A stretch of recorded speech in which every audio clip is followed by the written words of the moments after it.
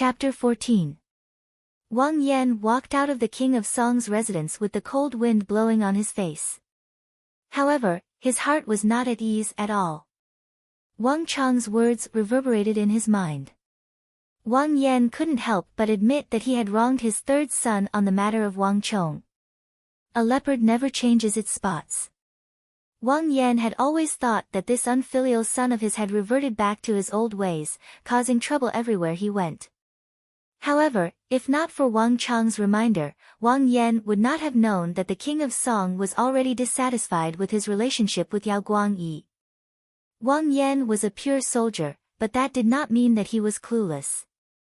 The greatest taboo for an official was to be taboo for the superior. The friendship between the Song and Wang clans spanned several generations. It would be a great sin if it were to be destroyed just because of a single wrong word that he had said. However, even so, Wang Yan still found it hard to believe Wang Chang's words. How is this possible? Yao Guangyi is framing me. Wang Yan looked up at the sky and sighed. Wang Chong said that Yao Guangyi was framing him, but Wang Yan still did not believe it. At most, he and Yao Guangyi only met once and had a drink. They didn't talk about anything else during the banquet. How could Yao Guangyi frame him? Could it be that drinking once and meeting once was framing? Wasn't this too easy and ridiculous? Wang Yan shook his head, unable to understand. Just as he was deep in thought, the sound of horse hooves could be heard from the street in the distance. Wang Yan's heart skipped a beat. He raised his head and saw a black horse galloping towards him. Is that General Wang Yan? On the horse, a general with a flag on his back shouted from afar. Yes. What's the matter? Wang Yan's eyes narrowed and his expression was stern. The Ministry of War has orders for the general to return to the encampment immediately. The general's face was dark. With a flick of his wrist, a red arrow shot out. Without another word, he turned his horse around and galloped away, disappearing into the wind with the clip-clop of his hooves. Wang Yan grabbed the red arrow token in his hand. When he saw the word fire written on the arrow token, his expression immediately changed. Military orders were like a falling mountain. The word fire on the Ministry of War's transfer order meant that it was extremely urgent. In other words, the moment he received the order, he had to rush to the encampment without stopping. The third matter. Wang Yan looked at the arrow token in his hand, and his heart was in turmoil. He had just met the King of Song. He hadn't even crossed the steps of the King of Song's mansion when he received the transfer order from the Ministry of War. The time was exactly as Wang Chong had said. This was simply inconceivable. Wang Yan couldn't understand how Wang Chong knew about it. The suspicions in Wang Yan's heart grew heavier and heavier. Yao Guangyi, Wang Chong. There were too many mysteries in this matter. Now, there's only one matter left, Wang Yan thought to himself. He recalled what Wang Chong had said about retreating 50 li. It had been many years since the Hu had invaded his encampment. Wang Yan also couldn't understand why his third son, Wang Chong, would so solemnly request him to retreat 50 li if he encountered an invasion of the Hu. No matter how one looked at it, this matter was baffling. If it was in the past, Wang Yan definitely wouldn't have taken it seriously. But now, Wang Yan had no choice but to carefully consider it. No matter what, when I reach the border, everything will come to light. Keeping the arrow token, Wang Yan walked down the steps of the King of Song's mansion. He didn't return to the Wang family residence, but headed straight for the encampment. Zheng Yuan has betrayed us. Almost at the same time that Wang Yan left, in the King of Song's mansion, the King of Song's face darkened, and he said something completely different. There was one thing that he didn't tell Wang Yan. The King of Song's residence actually didn't have Wang Yan's letter. But that letter had indeed been delivered to the King of Song's residence. Yet another defector who defected to King Qi's side. The old butler's complexion didn't look too good. After Wang Yan's letter reached the King of Song's residence, it was taken away by one of the King of Song's aides, Zheng Yuan. In this period of time, too many people had betrayed the King of Song and defected to King Qi's side. Without a doubt, Zhen Yuan was one of them. Bastards! I've treated them well, and yet they treat me like this. The King of Song clenched his fists, his face filled with rage. He wasn't a suspicious person by nature, but right now, King Qi was going around persuading the people around him. Seeing that the situation wasn't right, the people around him all changed sides.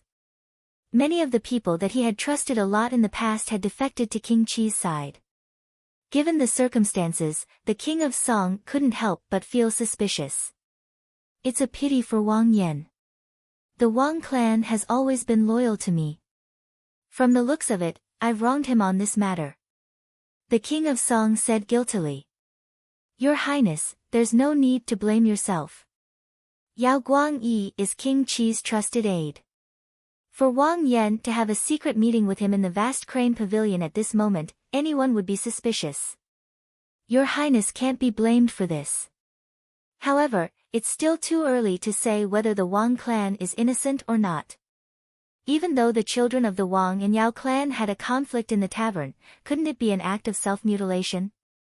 It can't be that your Highness has forgotten about the matter with Zhou Chang back then. The old butler spoke without any change in his expression. Wang. Hearing those words, the King of Song's complexion immediately changed. The matter with Zhou Chang was something that happened during the reign of the previous emperor. Because of this matter, countless officials in the royal court were demoted. Even the King of Song's father, the King of Song, was implicated and spent 3 months in the imperial prison. The lineage of the King of Song residents was nearly stripped of their nobility due to this matter. As such, the King of Song had a deep impression of this matter. You mean to say, the King of Song's face twitched. His relaxed brows knitted together once more as he fell into deep thought. I didn't say anything. Your Highness is a kind person. If the Wang clan remains loyal to you, that would be a good thing. However, your Highness has to be wary of it. After all, it's hard to tell what is in a person's heart. If the Wang clan is indeed wronged in this matter, your Highness is willing to compensate them however you want. However, it isn't wise for us to jump to conclusions now. The old butler said impassively. The King of Song was a kind person, but as the old butler of the King of Song residence, he had served a few princes, and he had seen too many schemes and plots in the royal court. There were no eternal friends, only eternal interests. As the old butler of the King of Song residence, he was only loyal to the interests of the King of Song. Isn't it easy to find out the truth? The King of Song was silent for a moment before suddenly smiling. Your Highness, are you talking about Academic Liu? The old butler seemed to have guessed it. Didn't Academic Liu go to the vast crane pavilion with Bao Xian? You can ask him about this matter. He can't be any clearer. The King of Song nodded his head solemnly, a respectful expression on his face. He had already received news that Lu Ting was waiting outside. Paying respects to your Highness the King of Song. A moment later, a figure walked in. Dressed in a white scholar's robe, Lu Ting bowed deeply to the King of Song. Academic Liu, I heard that you went to the vast crane pavilion as well. The King of Song asked. There was one person in the royal court that he didn't doubt, and that was Lu Ting. This wasn't just because Lu Ting was an upright person who wouldn't betray him. It was also because Lu Ting had once saved his life. Back then, he wasn't the King of Song, and he didn't have his current standing. Due to a certain matter, he was suspected of plotting a rebellion, and he was implicated in the rebellion. Back then, Duke Jiu was dispatched to the borders to deal with the Turkic Khaganate. At that moment, the war was in full swing, and it was beyond his reach. Everyone in the royal court was in danger, and no one spoke up for him. At this moment, only the newly promoted academic Lu Ting risked offending the new emperor and being labeled as a rebel to rebuke the new emperor. In fact, he even chased after the new emperor all the way to the back palace, knocking his forehead against a pillar and nearly dying. It was because of Lu Ting's rebuke that the new emperor paid attention to the matter and reopened the trial. Thus, the king of Song was cleared of suspicion and his life was saved. As this matter happened in the back palace, not many people knew about it. Lu Ting had never publicized it, and he didn't mention it before the king of Song either. The king of Song only learned of this matter from the new emperor. From then on, the king of Song treated Lu Ting with utmost respect. He was also willing to listen to his opinions. Bao Xian invited me there. Not only did he go there, but he also encountered something interesting there. Even if your highness didn't ask about it, I would have told you about it. Lu Ting said with a smile. Oh. Tell me about it. A glint flashed across the eyes of the king of Song, and his interest was piqued. He was well aware of Lu Ting's personality. An interesting matter that came from the mouth of this renowned scholar was definitely extraordinary.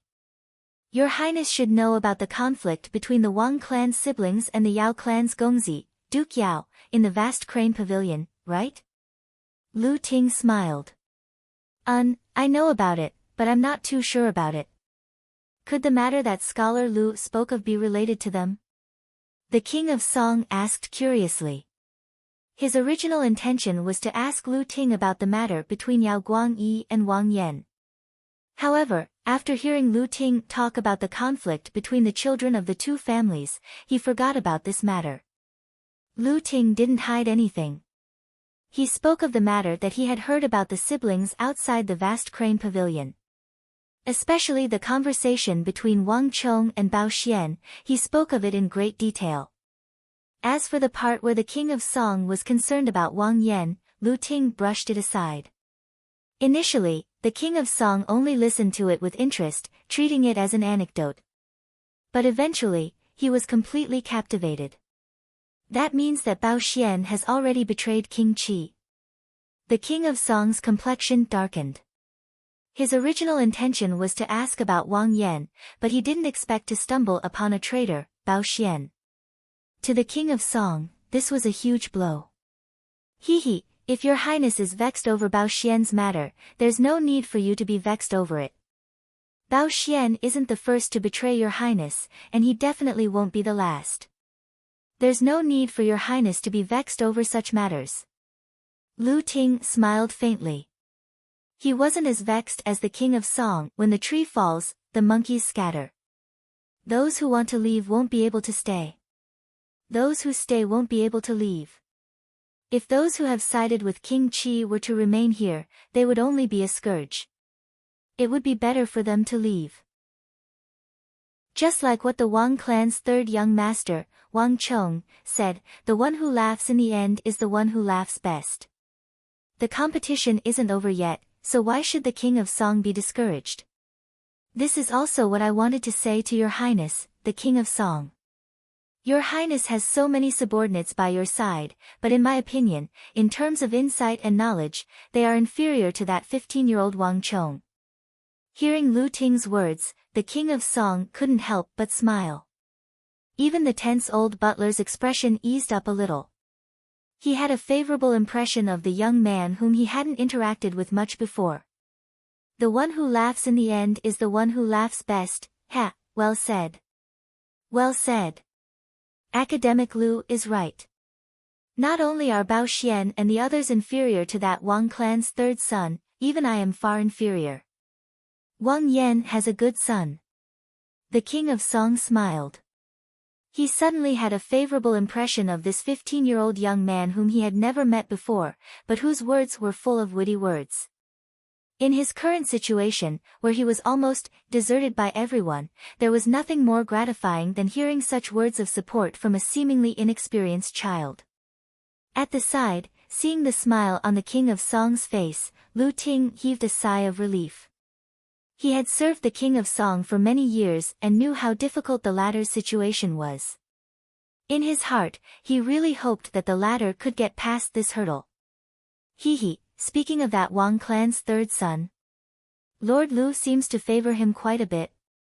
The king of Song looked at Lu Ting and suddenly said with a smile. That's right. Lu Ting didn't avoid the topic. In front of the King of Song, he frankly admitted that Wang Chong is indeed not simple to have such insight and knowledge at such a young age. In time, his future will be limitless, and he might even become an important figure in the imperial court. The King of Song and the Wang clan have always been on good terms. With the Wang clan's Qilin son, the King of Song will definitely have a great help in the future. Isn't this something to be congratulated for? Lord Lu's evaluation of the Wang clan's siblings is actually so high. The King of Song's eyebrows shot up. He was truly taken aback. Your Highness, if that Wang Chong was only able to see through Bao Xian's disguise, it would only mean that he is slightly intelligent. Even though such a person is rare, there are plenty of them in the capital. Furthermore, even without this matter, Your Highness should have already harbored suspicions of Bao Xian, right? Lu Ting said. Could there be another reason? The King of Song frowned in incomprehension.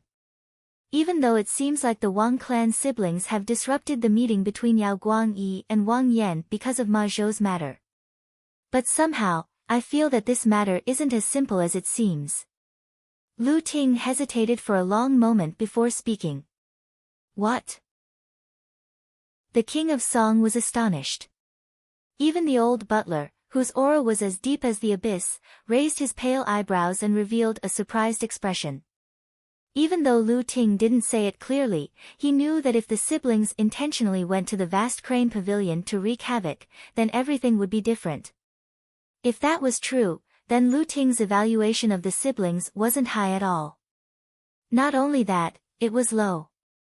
Academic Lu, why do you feel that way?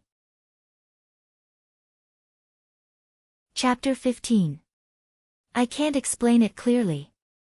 It's just a feeling. When I returned, I looked into the Wang clan's brother and sister. I heard that their reputation in the capital isn't too good, and they can be considered as one of the profligate scions in the capital. They are lawless and do all sorts of shady things. It's said that not too long ago, they even abducted women. If that's the case, it's one thing. However, that isn't the case from my interactions with them.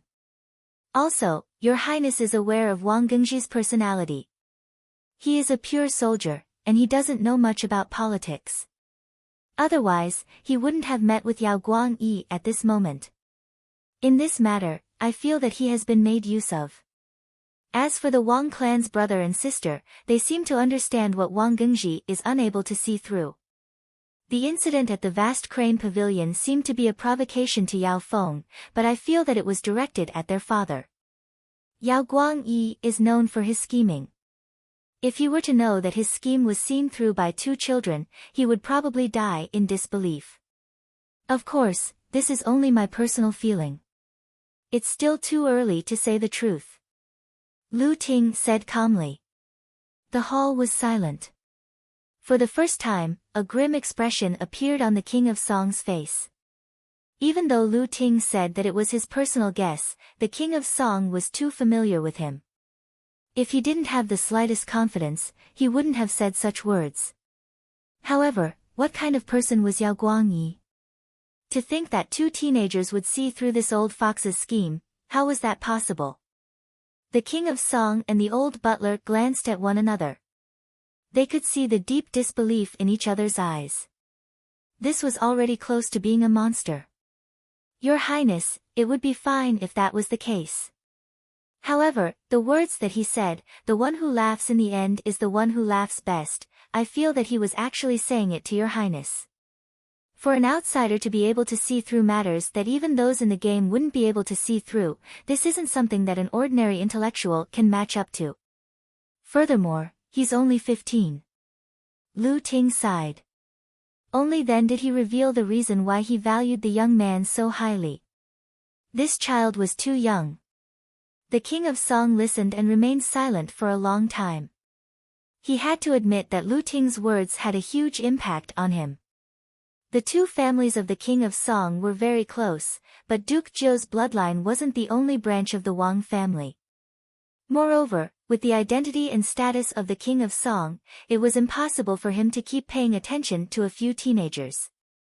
But if these children were as capable as Lu Ting said, then the King of Song couldn't take them lightly. Lord Lu's consciousness wants me to meet this Wang clan brat. After a long time, the King of Song raised his head and said. He had originally summoned Lu Ting to ask about Wang Yan, but now, this was no longer important. Without a doubt, Lu Ting was also inclined to believe that Wang Yan was innocent in this matter. There's no need for that. Unexpectedly, Lu Ting waved his hand and denied it.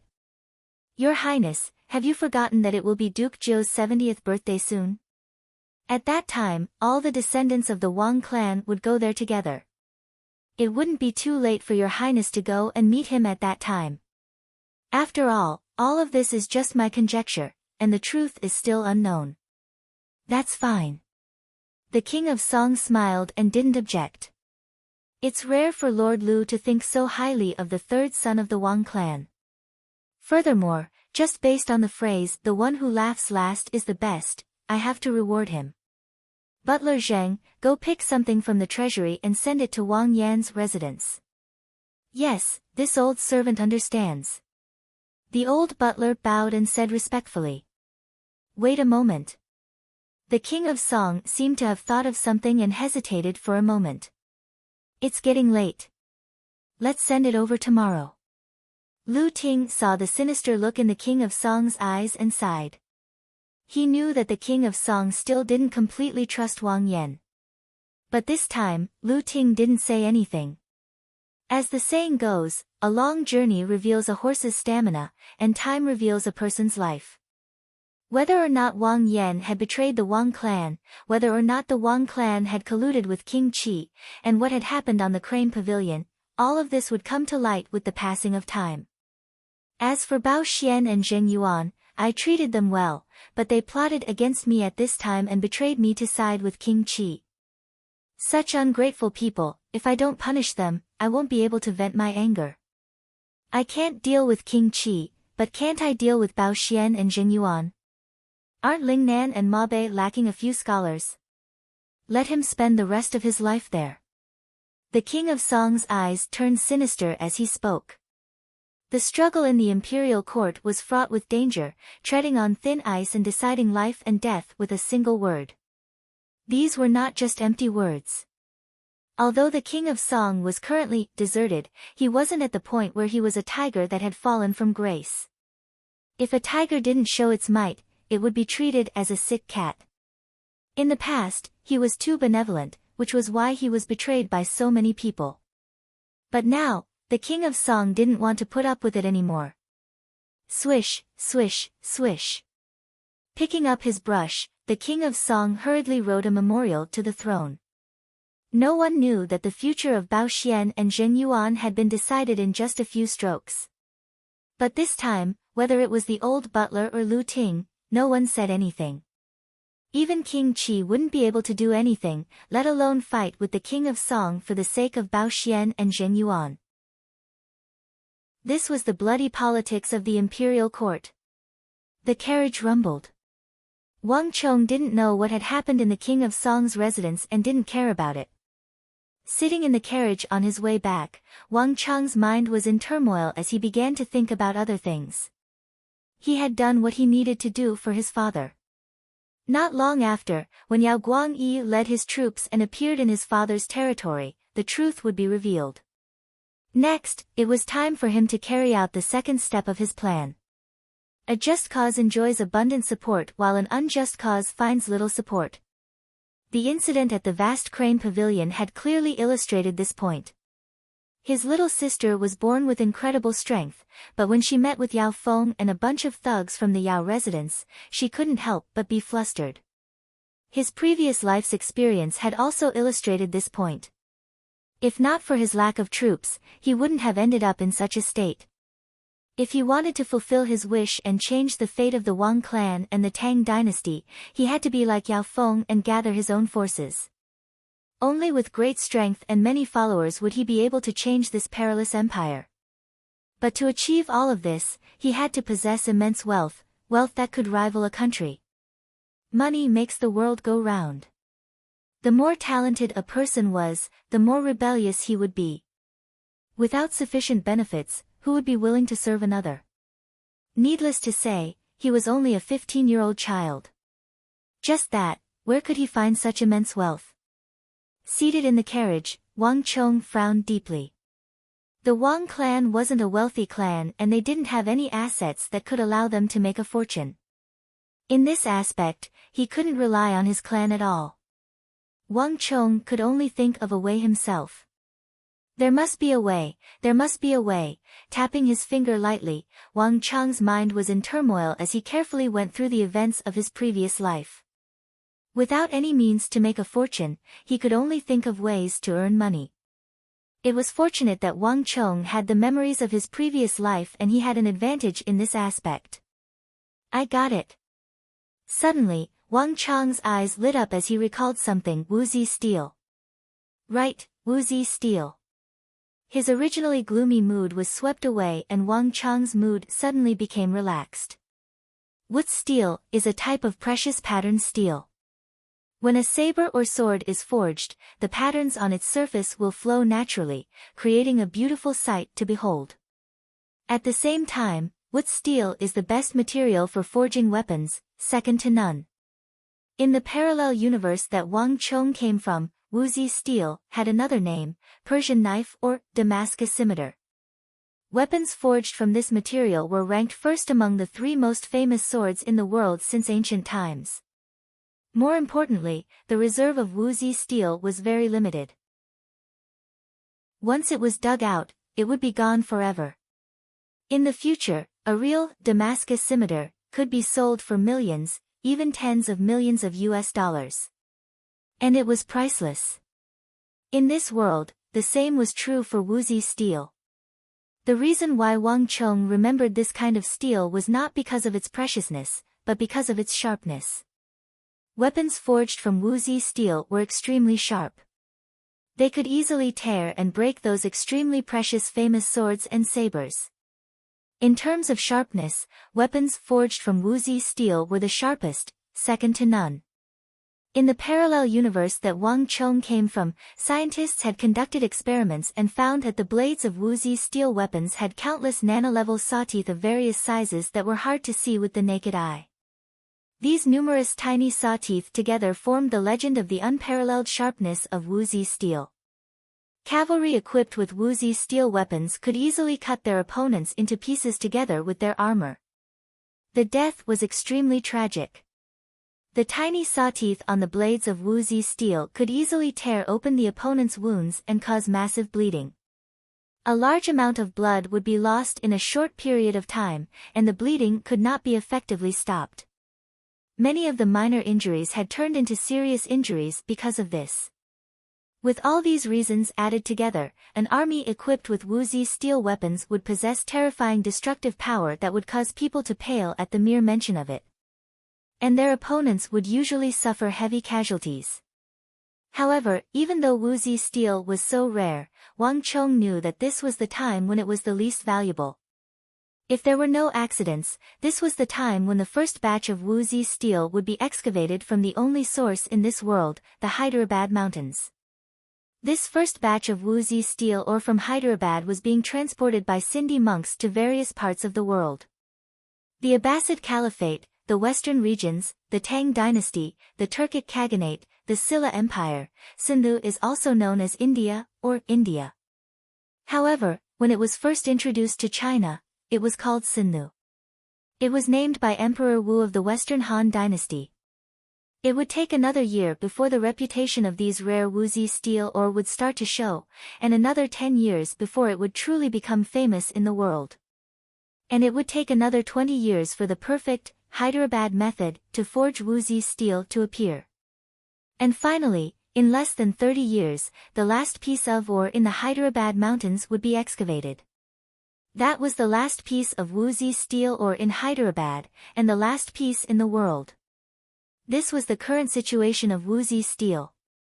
This ore wasn't limitless, it was extremely rare and limited. But at this moment, no one in this world knew about it. Wang Chong carefully recalled the memories in his mind. Calculating the time, these 2 monks should have already arrived at the Tang dynasty. The people of the Tang dynasty rarely paid attention to people outside of the western regions. At the moment, no one would notice the two strange-looking Sindhi monks, needless to say, the wood steel they were wearing. If he were to find them at this moment, he might be able to make an unexpected fortune. Thinking of this, Wang Cheng's heart couldn't help but pound. Even though they were in different time and space, Wang Cheng knew that weapons forged from Wuxi steel were also something that countless empires' generals, nobles, celebrities, and martial arts experts yearned for. The gorgeous design of Wuxi steel weapons could serve as a foil to the status of the nobles, and to a martial arts expert, a weapon made from Wuxi steel could greatly increase their strength. For these rare Wuxi steel weapons, these people were willing to go bankrupt and pay with everything they had. If he could obtain the Wuxi steel from the two Sindhi monks, the benefits he would receive in the future could be imagined. Thinking of this, Wang Cheng couldn't hold back anymore. "Little sister, are you interested in going out with me to find a few people?" Wang Cheng suddenly recovered and turned to look at his little sister. "Ah, still going out?" Wang Xiaoyao's eyes widened in shock. She remembered that her father had said that if they were to go out recklessly, he would break their legs. "Why, are you afraid?" Wang Cheng said. I'm not afraid." As expected, the Wang family's little sister fell for it. Wang Cheng chuckled. Bringing his little sister, this free bodyguard, he turned around and headed towards the area where the Hu of the western regions resided. Chapter 16. Vermilion Bird Street was bustling with people. Sitting in the carriage, Wang Cheng parted the curtains and looked around. There were many blue-eyed, red-bearded Hu shuttling through the streets. With a single glance, Wang Cheng could make out the fearsome Turks, the small but aggressive Tibetans, the Silla and Gogurians, who looked similar to the Han but exuded a completely different disposition. There were also the tall and muscular Western regioners, Abbasid Caliphate, Karak Spazinu, and others with red, brown, and golden hair. Seeing these Hu from various regions, Wang Cheng felt an indescribable feeling. Regardless of which parallel world he was in, the Tang dynasty would always be the most confident Tang dynasty. It would always welcome the entire world with its most open attitude. Even when it was fighting with the Hu, the Tang dynasty didn't completely ostracize the Hu. In this space-time continuum, it was without a doubt the center of the world. But it was a pity. Wang Cheng felt a twinge in his heart, but he quickly regained his senses. Vermilion Bird Street was the place where the Hu gathered the most. If he wanted to find the two Sindhi monks from the western regions, this was the best place. However, Wang Cheng wasn't here to try his luck. Luck was the most unreliable thing. The person Wang Cheng was looking for was someone else.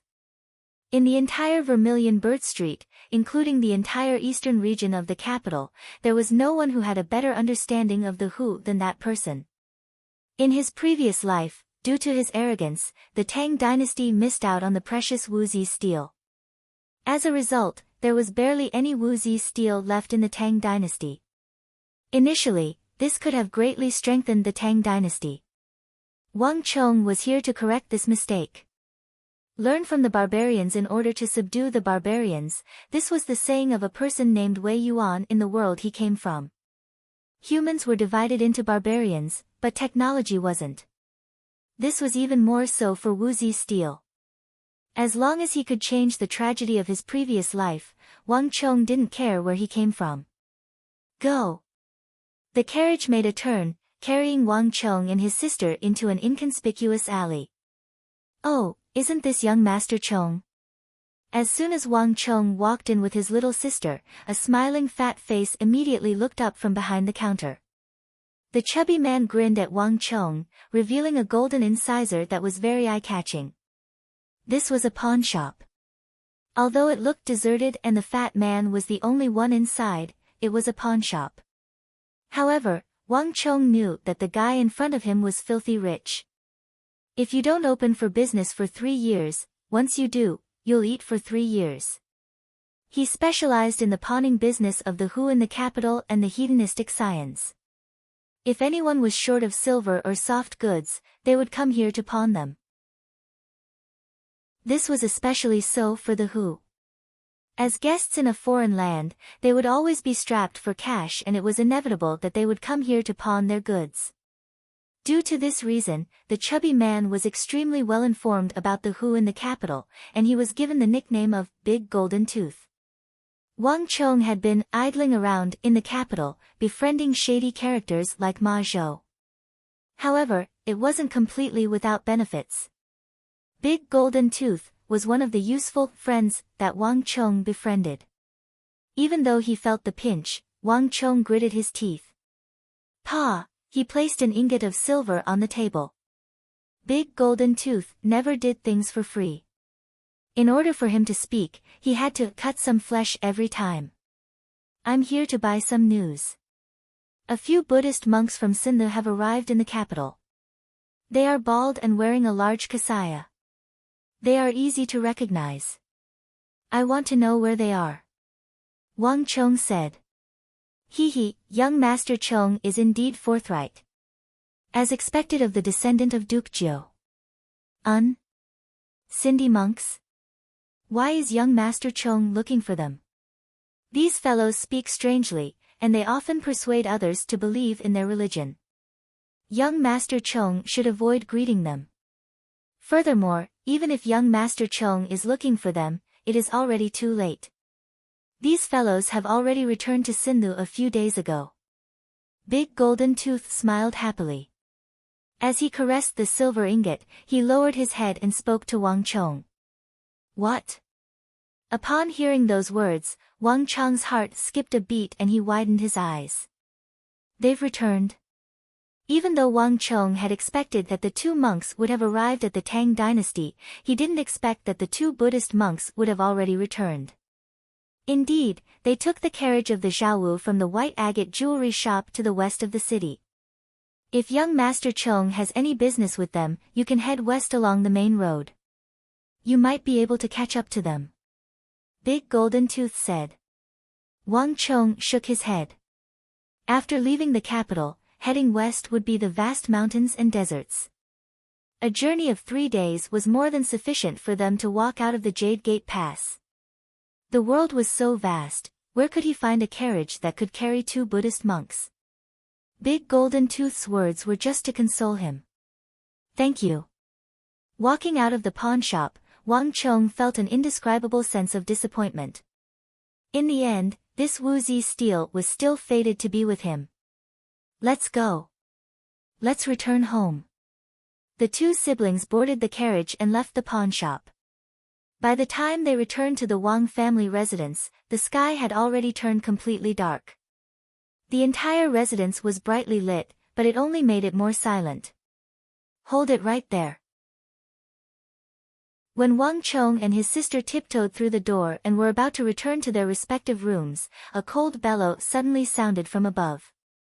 Crap! The 2 siblings' bodies froze and they slowly turned their heads around. At the top of the hall, 2 lanterns were lit, and from the light, a cold face slowly appeared. It was staring coldly at the 2 siblings. Mother, mother! Wang Xiaoyao's body shuddered. She turned her head around timidly and called out. Mother! Wang Chong's face was filled with uneasiness as well. After circling outside, he purposely went to Big Gold Tooth's place to avoid his mother. Yet, he still ended up being caught by his mother.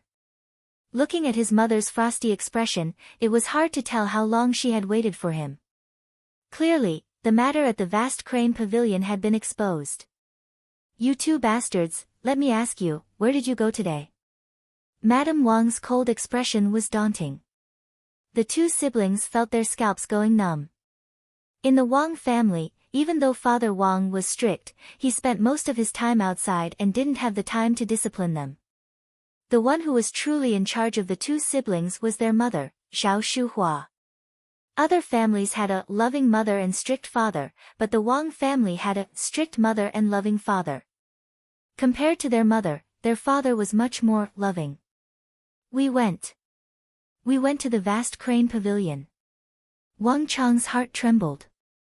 Knowing that he couldn't hide it from his mother, he could only brace himself and reveal the truth. Went to the vast crane pavilion. You only went to the vast crane pavilion? Madame Wang slammed the sandalwood table fiercely. Pang! Wang Chang's knees caved in. He didn't argue any further and knelt down. I'm sorry, mother. I was wrong on this matter. Wang Chong knew what his mother was angry about. Regardless of whether it was in this life or his previous life, what Wang Chong couldn't bear to see was his mother's disappointment.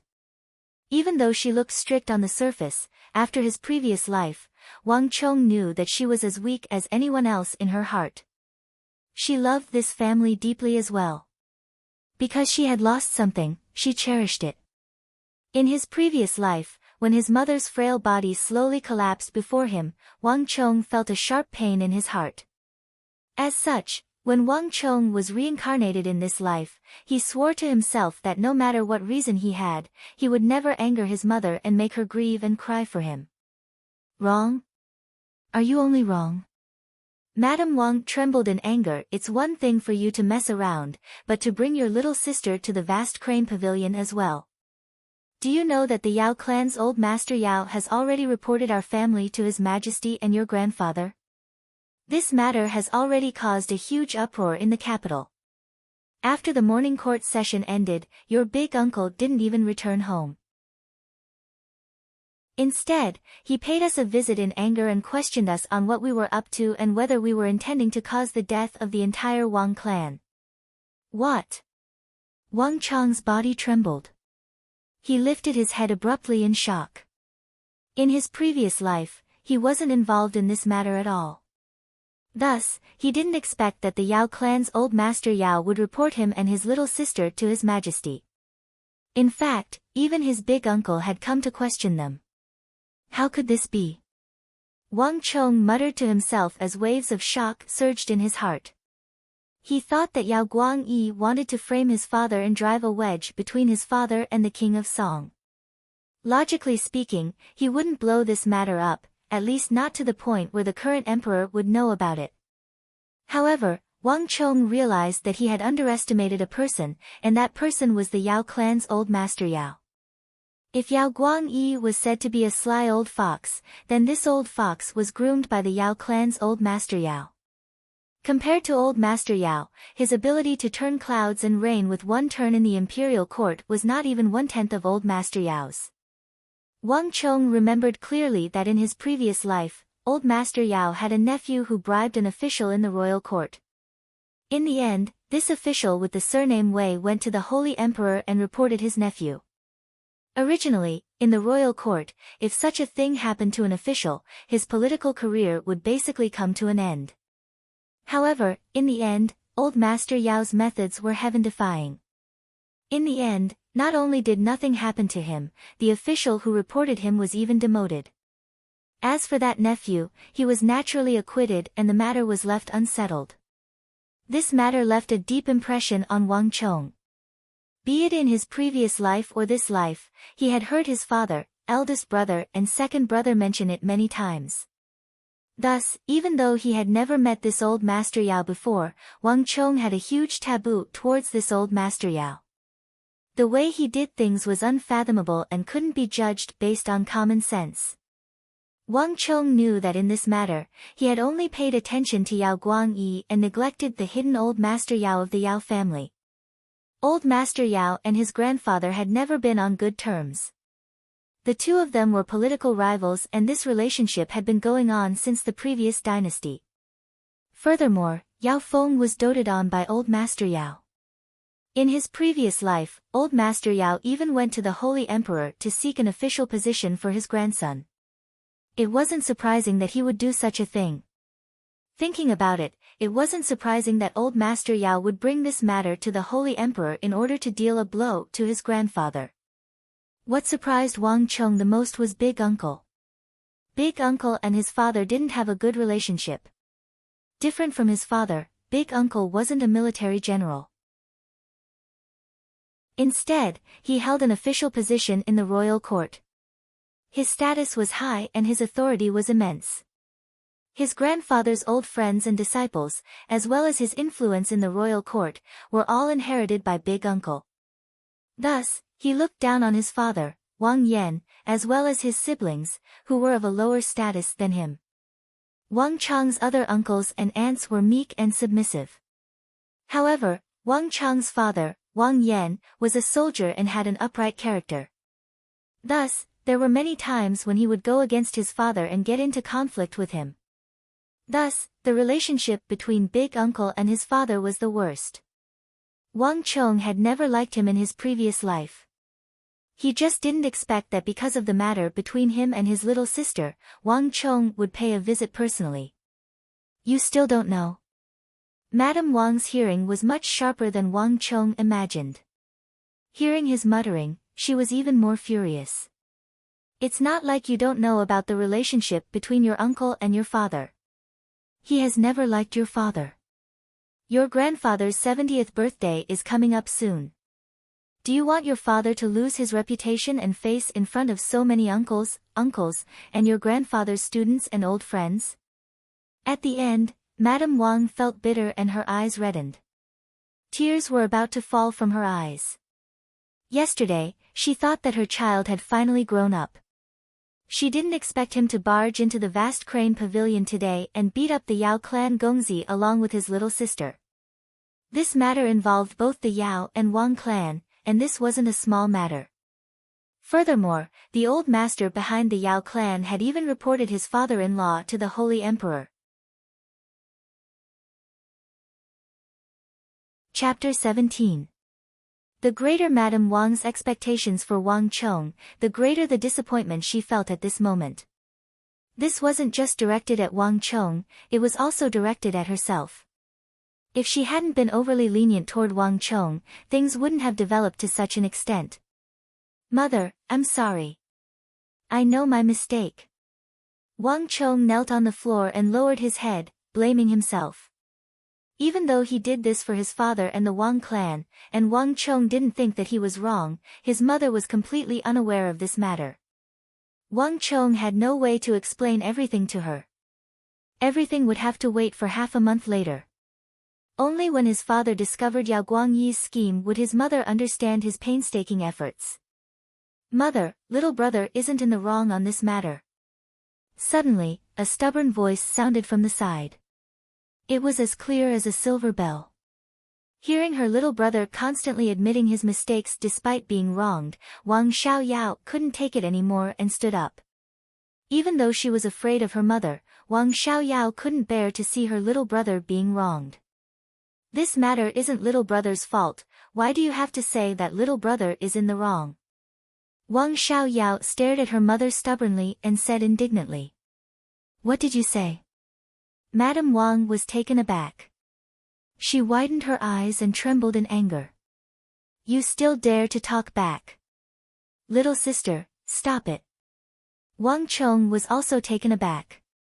He hurriedly pulled his little sister's hand. But this time, his little sister actually shook him off. Why can't I say it? Wang family's little sister's stubborn temper flared up. This time, she didn't listen to Wang Chong at all. That Yao Feng instigated Ma Zhou to frame little brother for kidnapping a lady, so little brother and I went to teach him a lesson. Is this also wrong? What? You said that Yao clan's Yao Feng instigated Ma Zhou to harm your brother. Madame Wang was truly shocked this time. She looked at the kneeling Wang Chong and the stubborn Wang Xiaoyao.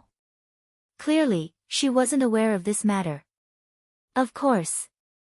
I saw it with my own eyes. That fellow Ma Zhou has already admitted it. Wang Xiaoyao said confidently. The thoughts of a 10-year-old girl were innocent. Until now, she still thought that the reason why Wang Chong brought her to the vast crane pavilion to teach Yao Feng a lesson was to exact vengeance.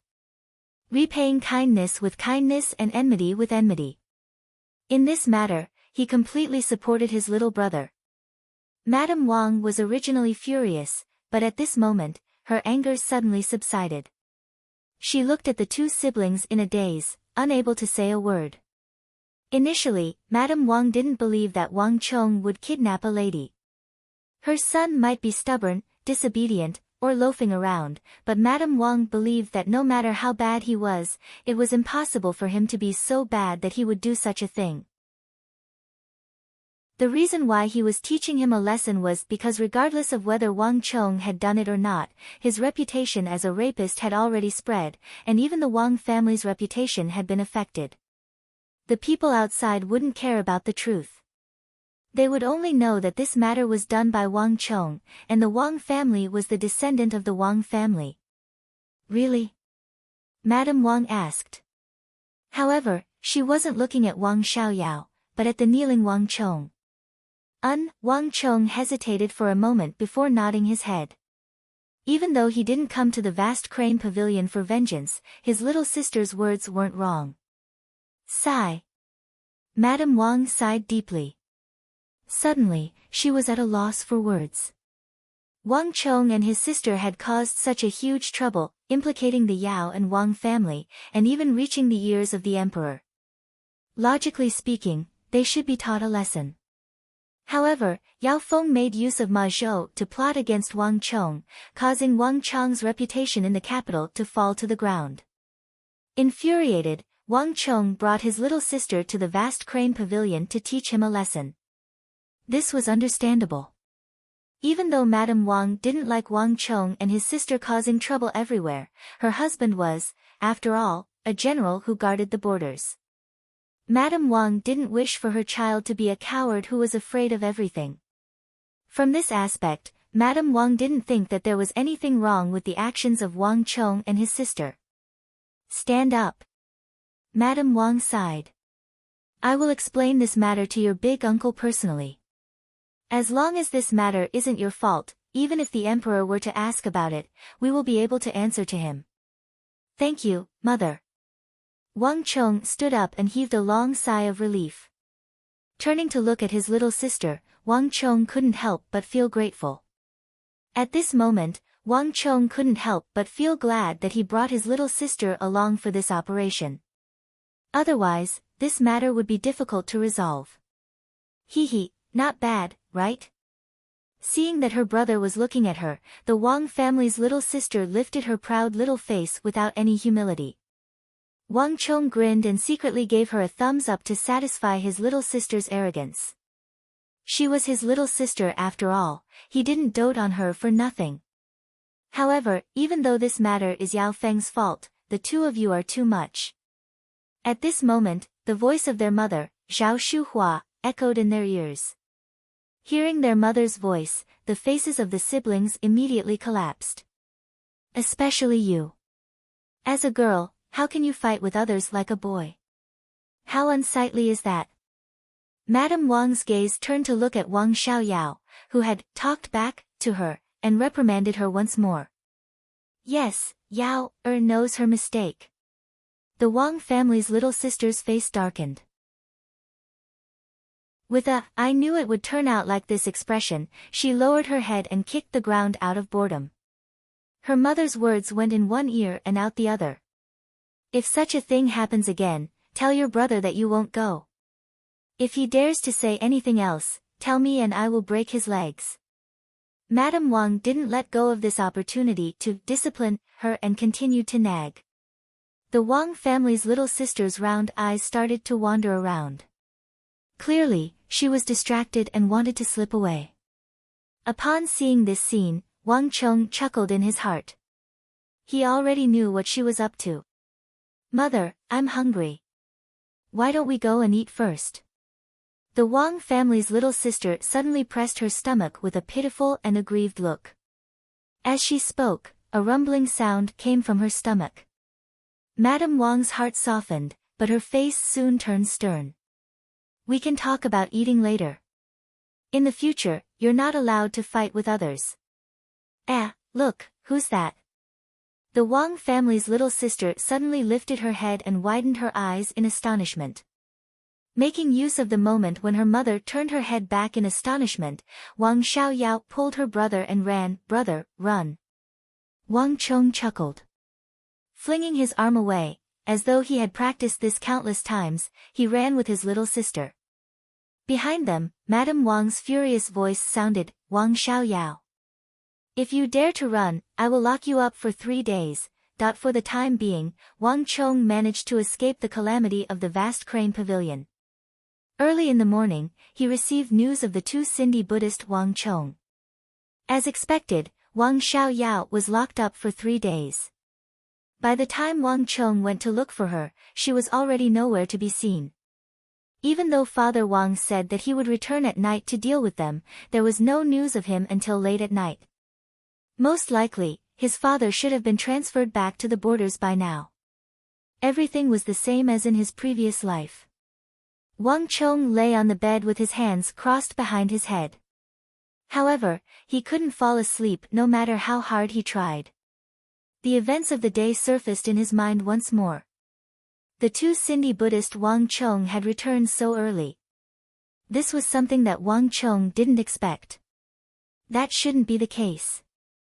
Could it be that the Tang dynasty and Wuzi Steel are fated to be together? Lying on the bed, Wang Chong felt deeply indignant. Given his current situation, Wuzi Steel was the best opportunity for him to accumulate a huge amount of wealth. Even though it wasn't to say that Wang Chong couldn't think of other ways to make money, all the other money-making opportunities paled in comparison. But all other money-making opportunities paled in comparison. Otherwise, Wang Chong wouldn't have subconsciously thought of wood steel. Not only so, Wuzi Steel had another special meaning. In his previous life, the Tang dynasty missed this opportunity, and in the end, Wuzi Steel was used by their enemies. In the end, thousands of Tang dynasty elites fell under the blades of Wuzi Steel, and their blood flowed like a river. This was a huge blow to the Tang dynasty. This left a deep impression on Wang Chong. That was why he was so bothered by it and wanted to change everything. In this life, Wuzi Steel had just appeared and wasn't well known. This was an excellent opportunity to make use of it. Wang Chong originally thought that he could make good use of this opportunity to accumulate a fortune for himself and benefit the Central Plains. However, he still failed. What is going on? Could it be that because of my rebirth, the Tang dynasty couldn't even get a tiny bit of Wuzi Steel in the end? Wang Chong laid on the bed, feeling that something was amiss. It seemed that he had neglected something important. Wang Chong didn't think that there was anything wrong with making use of other people's strengths. In his mind, Wang Chong carefully recalled the incident regarding Wuzi Steel in his previous life. In his previous life, Wang Chong clearly remembered that there was a clan that came into contact with the two Sindhi Buddhist monks and purchased some Wuzi Steel from them at a high price. If the two Sindhi monks were to return now, wouldn't that mean that the clan wouldn't be able to purchase the Wuzi Steel, and all of this wouldn't have happened? Wang Chong's mind was in turmoil, and he couldn't make sense of it. Something isn't right. After an unknown period of time, Wang Chong suddenly thought of something. Alarmed, he leaped up from the bed. Those two Sindhi Buddhist monks only know Sanskrit, and they don't know the language of the Central Plains. How could a person who doesn't know the slightest bit of Sanskrit talk to them, and even say that they are weird? Wang Chong finally understood what was amiss. Sindha was located to the west of the western regions, far away from the Central Plains. The monks there rarely came to the Central Plains. Even if they did, the majority of the Sindhi monks who came here knew the language of the Central Plains, and they had no problem communicating with them. However, these two Sindhi monks were different. They only knew Sanskrit and nothing else. Even the Hu beyond the Great Wall and the Hu of the western regions couldn't understand their language. It was precisely because of this that no one knew what they were up to, and even more so, no one knew that they were selling Wuzi Steel. Thus, when the matter of Wuzi Steel was exposed, it caused such a huge uproar. Someone once said that if only those who knew Sanskrit in the Tang dynasty weren't so rare, if only someone could ask those Sindhi monks, if only the Wuzi Steel from Hyderabad could be used by the Tang dynasty, then the strength of the Tang dynasty would be completely different, and it would become even more powerful. Big Golden Tooth said that they spoke in a weird manner, and if he had never met them, he wouldn't have said that. That's not right, the people Big Golden Tooth saw were Tocharian monks, not Sindhi monks. Wang Chong contemplated for a moment, and suddenly, he recalled a story from his previous life and came to a realization. The Tocharians and Cindy were neighbors, and they also believed in Buddhism. Furthermore, they built a huge reclining Buddha statue, which was extremely spectacular. Furthermore, there would often be many Tocharian monks coming to the Central Plains to spread their teachings. As the Tang dynasty didn't have much understanding of the countries in the far west, in this era, people would often confuse the Tocharian monks with the Sindhi monks, and even think that the Tocharians were Sindhi, and the Sindhi were Tocharians. When Big Golden Tooth said that these people spoke in a weird manner, he was clearly talking about the Tocharians. Thinking of this, Wang Chong was overjoyed, and the knot in his heart was instantly swept away. If the people Big Golden Tooth saw weren't Sindhi monks, that meant that the two Sindhi monks were still in the Tang dynasty, and they were still here. In other words, he still had a chance. In that instant, Wang Chong felt that every cell in his body was relaxing, and his heart was filled with joy. Even though Big Golden Tooth gave Wang Chong the wrong information, Wang Chong didn't come out empty-handed. White Agate Jewelry Shop. Wang Chong recalled the place that Big Golden Tooth mentioned. The Tocharians were far from the Central Plains, and when the monks there headed to the Tang dynasty, they would ride on the carriages of the Zhawu people of the western region. In his previous life, Wang Chong knew that these people and horses were fixed. Only certain Zhawu people would ride on these monks. Sindhi and the Tocharians were neighbors, so there was only one way to get to the Tang dynasty. If he could find out the whereabouts of the Tocharians at the White Agate Jewelry Shop, he would definitely be able to find out the whereabouts of the two Sindhi monks. Chapter 18. The sun had just risen when the entire Wang family residence was in a state of slumber. Wang Chong discreetly opened a gap and slipped out of his room. "Hold it right there." Just as he was about to slip out, he heard a bellow from above him. "Young Master Chong, Madam has ordered that you are forbidden from leaving for the next few days. Before old Master returns, it is best for young Master to remain in his room. Please don't make things difficult for us." Outside the door, two godlike figures stood before Wang Chong, blocking even the rising sun above his head. Lifting his head, Wang Chong immediately saw two familiar figures. With a cold expression, they stood guard outside the door with a stern expression. With a single look, anyone could tell that these two were loyal and impartial. They wouldn't show the slightest bit of leniency. "Guard Shen. Guard Mang." Wang Chong called out the names of the duo. The two godlike figures outside the door were Shen Hai and Meng Long. Yesterday, when the two siblings returned from causing trouble, his little sister was grounded for 3 days. On the other hand, Shen Hai and Meng Long were sent to stand guard outside Wang Chong's room. Wang Chong learned of this on that very night. "Young Master Chong, there's no need to speak anymore. This is Madam's order. Please don't make things difficult for us," the two of them said coldly. Before Wang Chong could speak, they had already cut off all of his excuses. As they spoke, the two of them didn't even glance at Wang Chong. In the Wang family, Shen Hai and Meng Long weren't the only two guards. However, Wang Chong knew that these two held the highest standing in the family. The two of them were loyal to the Wang family. Other than his father and mother, no one else could order them around. His little sister was grounded and his mother had sent Shen Hai and Meng Long to his door. Clearly, it was to keep an eye on him and prevent him from causing trouble like the previous time. If it was any other time, Wang Chong wouldn't mind staying at home for a few more days until his father returned. But time waits for no man.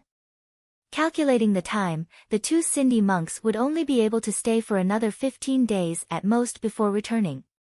If he could not find them within this period of time and obtain the Wuzi steel from them, then the Tang dynasty would never be able to obtain such a treasure. "Guard Shen, Guard Mang." Wang Chong smiled and called out their names. Although the two people sent by his mother were very difficult to deal with, Wang Chong was confident that he could persuade them. "I know you are loyal, so I won't make things difficult for you. If you don't want me to go out, I can stay. But have you ever thought about it? Mother can imprison me for a while, but can she imprison me forever? Sooner or later, I will go out. Don't tell me that it doesn't matter if I get into trouble at that time. Ah. With just a single sentence from Wang Chong, the two loyal guards who had prepared themselves mentally to reject Wang Chong were dumbfounded. The two of them stared at Wang Chong in bewilderment.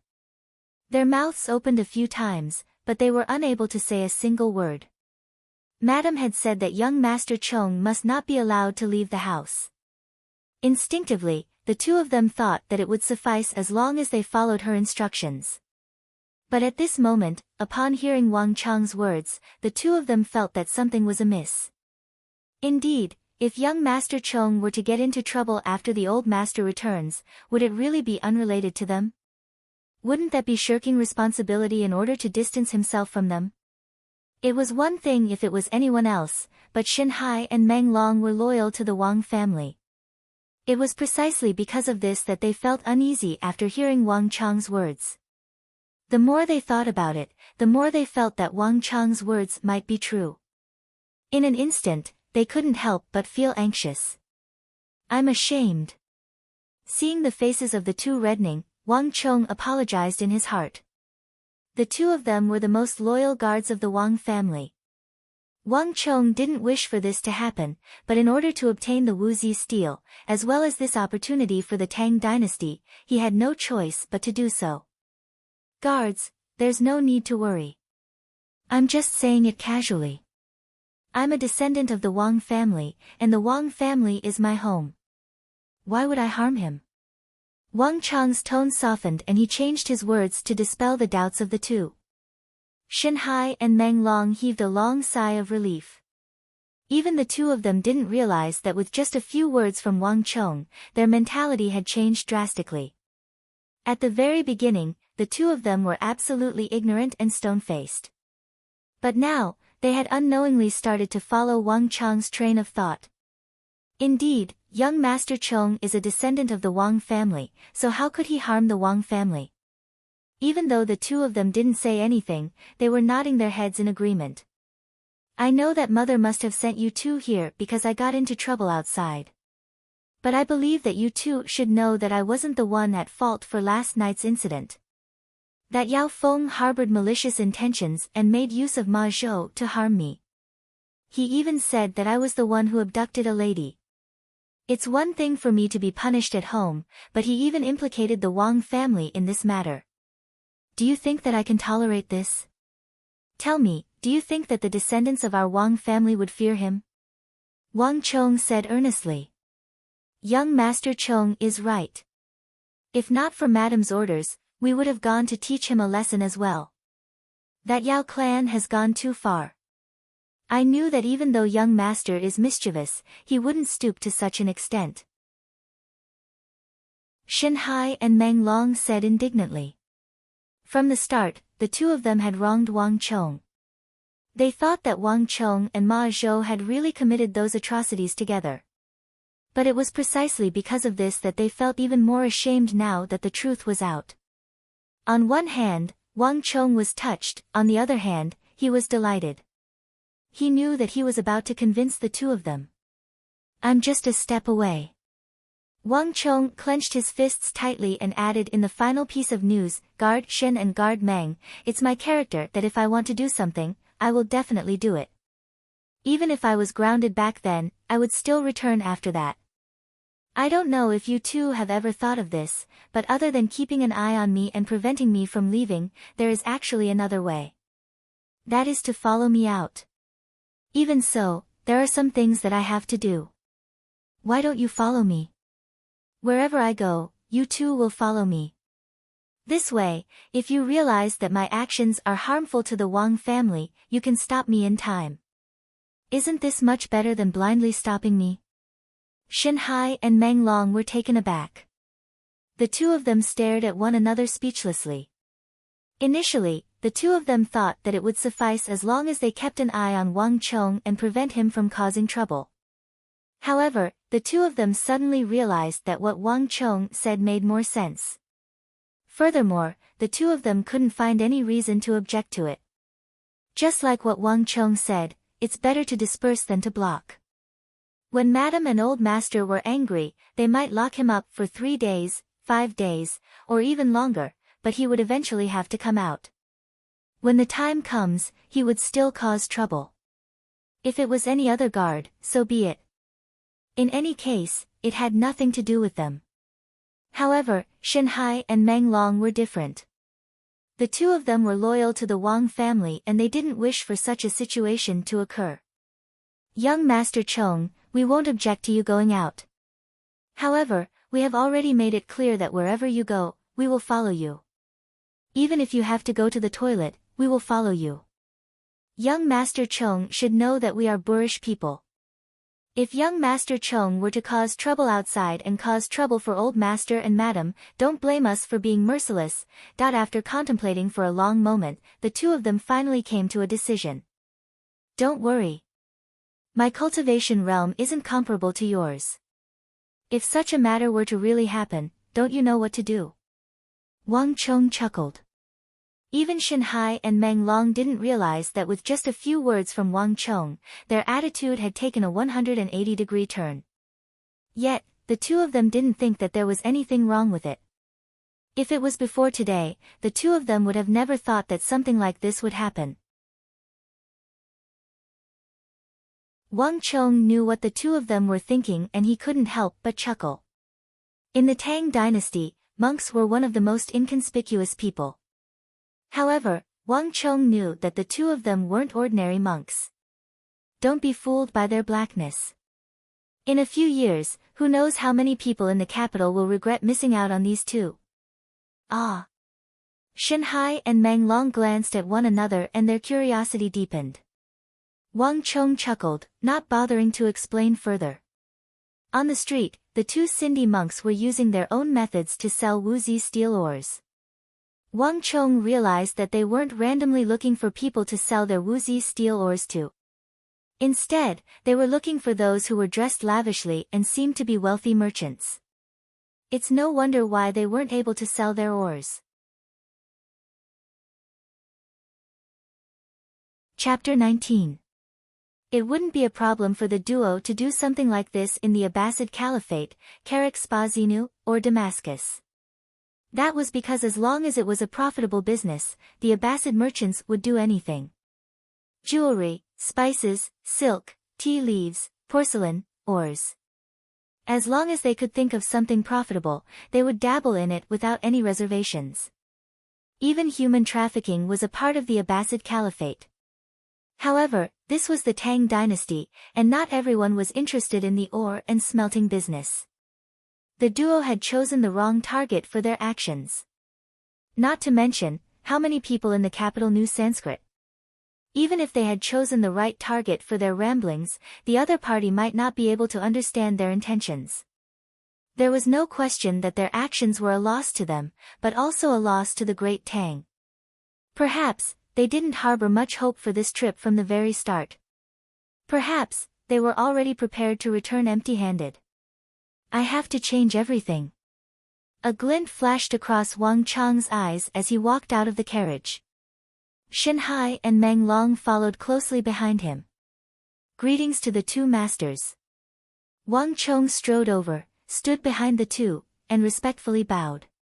Hearing the commotion behind them, the two Sindhi Buddhist monks turned their heads around. However, when they saw that it was only a teenager, both of them revealed a disappointed look. Bolo Savuto, one of the monks had a grim expression and repeatedly waved his hand at Wang Cheng, indicating that he should leave. They were rejected. Shenhai and Meng Long glanced at one another, and they could see the smile in the other's eyes. From the moment they were in the carriage, they could tell that the two Sindhi monks had their own rules. Even though they were looking for people and there were quite a number of people looking for them at the same time, most of them would be rejected by them after asking a few questions. Without a doubt, their young master was among those who were rejected as well. The two of them were filled with curiosity toward this trip. But from the looks of it now, they had overestimated him. Their young master was still their young master, and he hadn't changed at all. So young master didn't come to an agreement with the other party. It's not that he didn't come to an agreement, but he probably didn't even come into contact with them. Young master probably didn't expect to be rejected. The two of them laughed softly. But in the next moment, something shocking happened. Why are you in such a hurry to reject me? Although I'm young, I'm the most suitable candidate to purchase your woozy steel.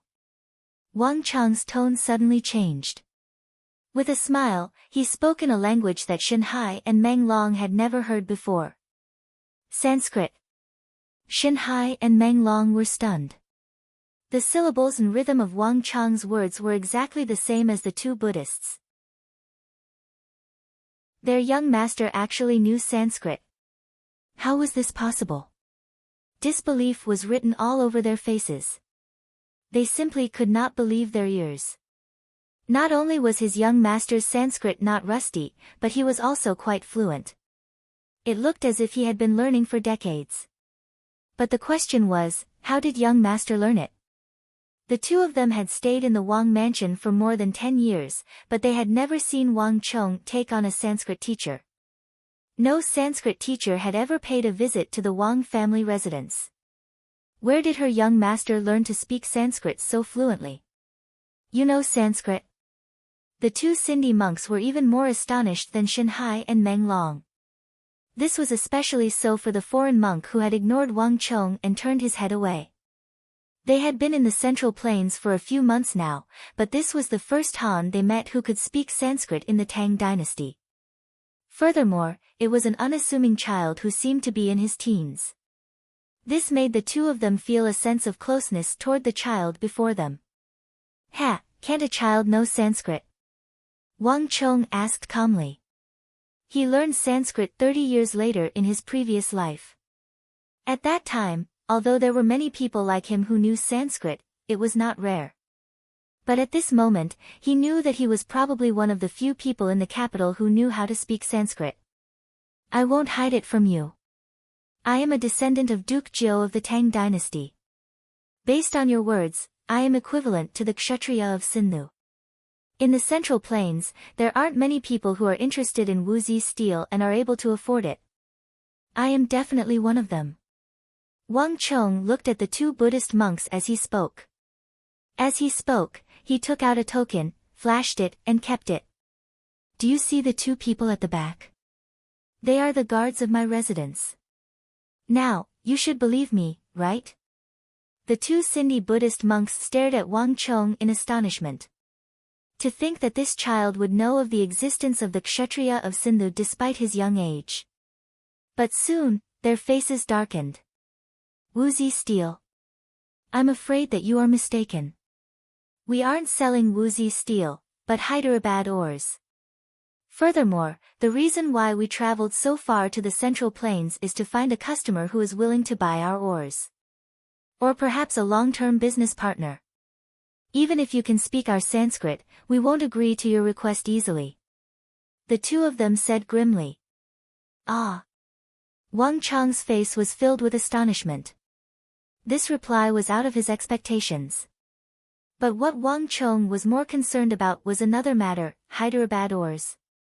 What you are selling isn't woozy steel but ores. The two Buddhist monks nodded their heads seriously. Wang Cheng was dumbfounded. This joke had gone too far. He thought that the two of them were selling finished woozy steel. He didn't think that they would be selling raw ores.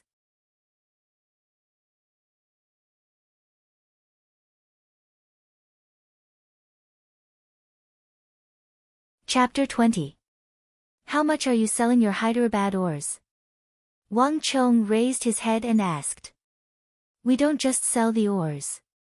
Firstly, we don't accept 5 baht coins, copper coins, or silver.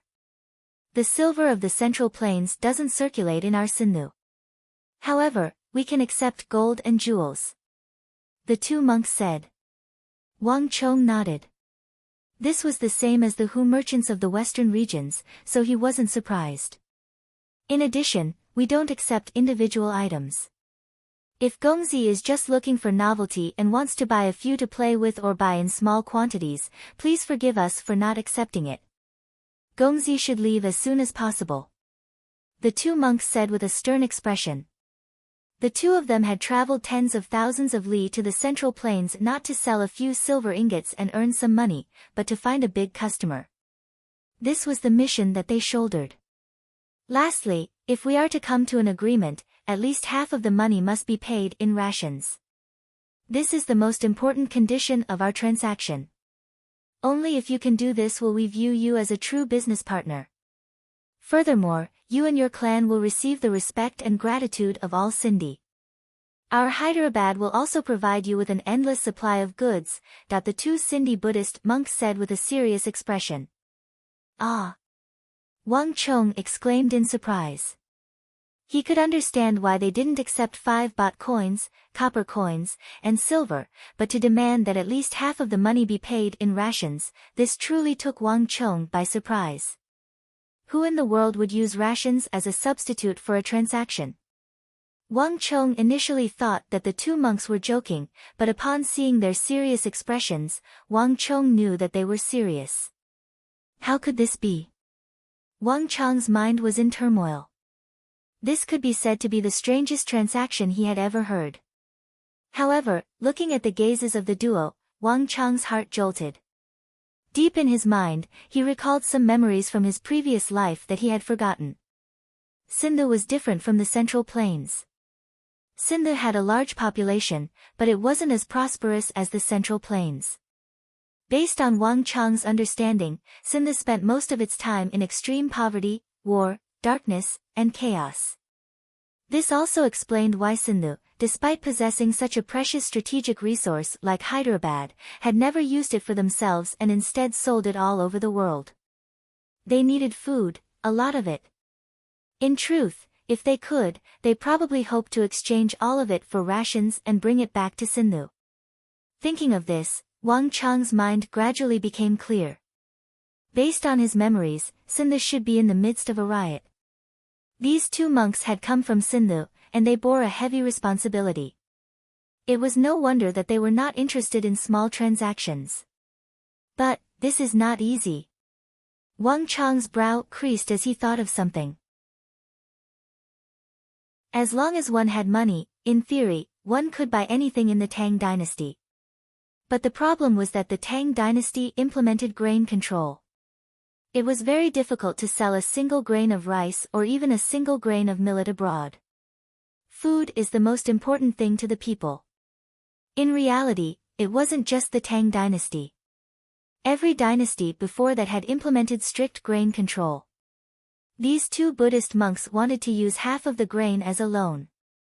This was equivalent to giving Wang Chong a difficult problem. Privately selling grain outside the country was equivalent to death. Just based on this condition, no one in the entire Tang dynasty would be able to satisfy these two Buddhist monks. Only then did Wang Chong realize that there was a reason why the Tang dynasty missed out on a strategic resource like Wuxi steel in his previous life. The conditions of these two Buddhist monks weren't something that anyone could easily satisfy. Wang Chong felt deeply troubled.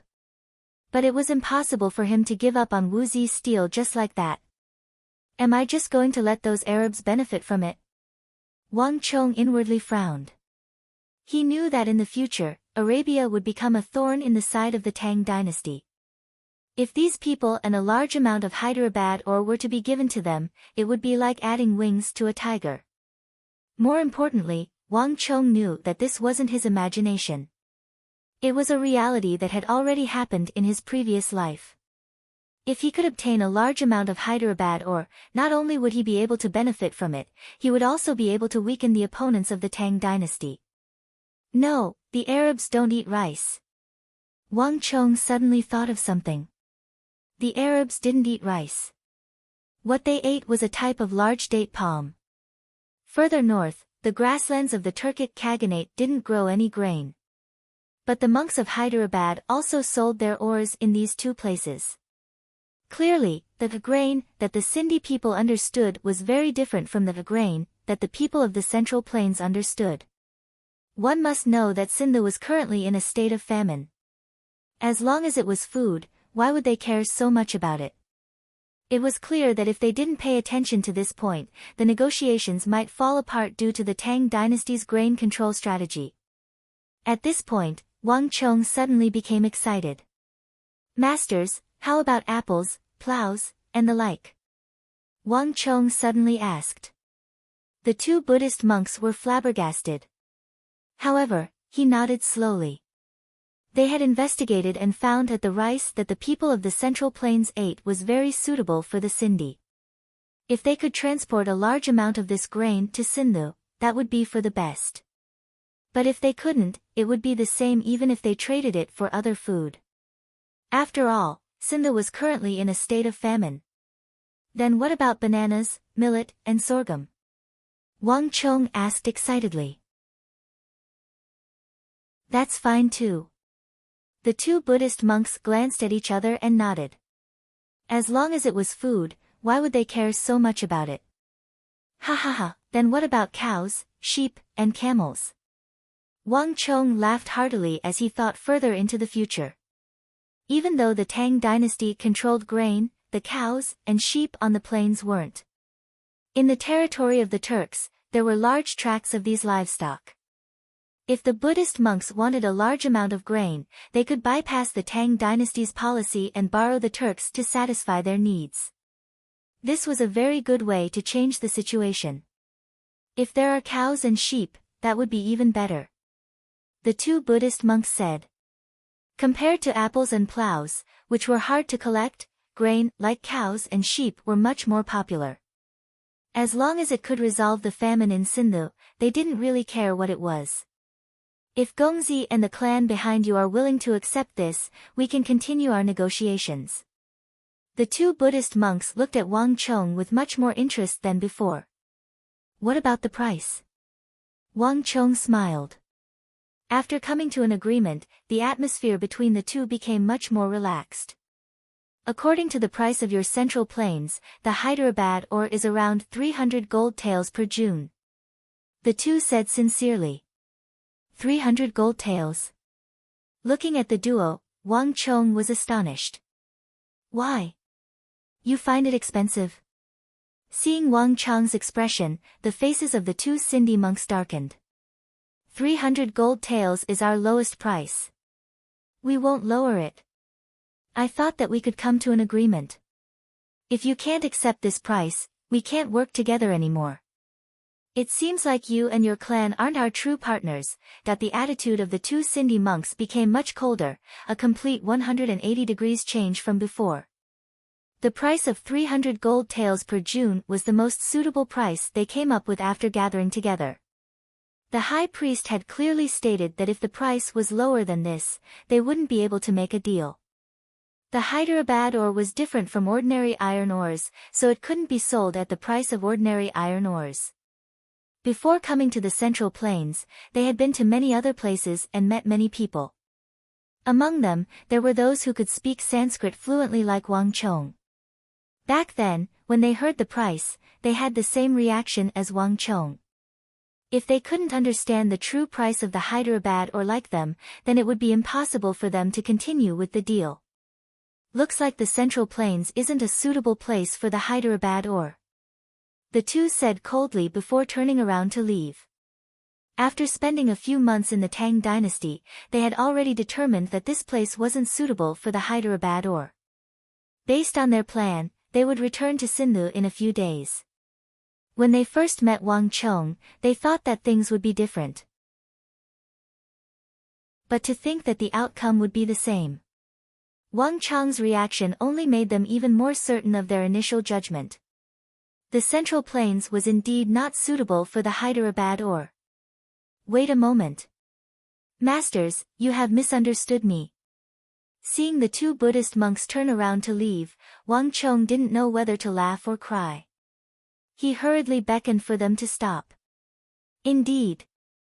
The price of the Hyderabad ore was indeed expensive, and it wasn't just an ordinary price, it was extremely expensive. If 300 gold taels were to be used to purchase other ores, he could probably buy dozens of carriages. To purchase ores at this price was definitely extravagant. However, with the memories of his previous life, Wang Chong knew that the price of the Hyderabad ore would reach tens of thousands, perhaps even hundreds of thousands of gold taels per June. Furthermore, it would be impossible to buy it even if one wanted to. What the two Buddhist monks didn't know was that it wasn't that Wang Chong found it expensive. On the contrary, Wang Chong was shocked by its low price. Compared to the astronomical prices of his previous life, the price of the Hyderabad ore was as cheap as cabbage. Wang Chong didn't expect the ore to be so cheap at the start. Of course, Wang Chong wouldn't be so foolish as to say it out loud. "Masters, I can accept the price of 300 gold taels per June," Wang Chong said simply. Hearing those words, the expressions of the two Buddhist monks calmed down and they stopped. Even though 300 gold taels per June isn't cheap, the June of our Sindhu is different from the June of your Central Plains. In the Central Plains, your June is only 30 jeen, but the June of our Sindhu is Great June. A June is 25 jeen. It is much larger than the June of your Central Plains. The Hyderabad ore in your hands is a June, one of the Buddhist monks said, as though trying to make Wang Chong feel better. Wang Chong smiled. Of course, he knew the difference between Sindhu and the Central Plains. However, the two Sindhu Buddhist monks were wrong on one point. A June of the Central Plains didn't even have 30 jeen. At most, it was 25 to 26 jeen. From this point, it could be said that the Sindhis were extremely honest.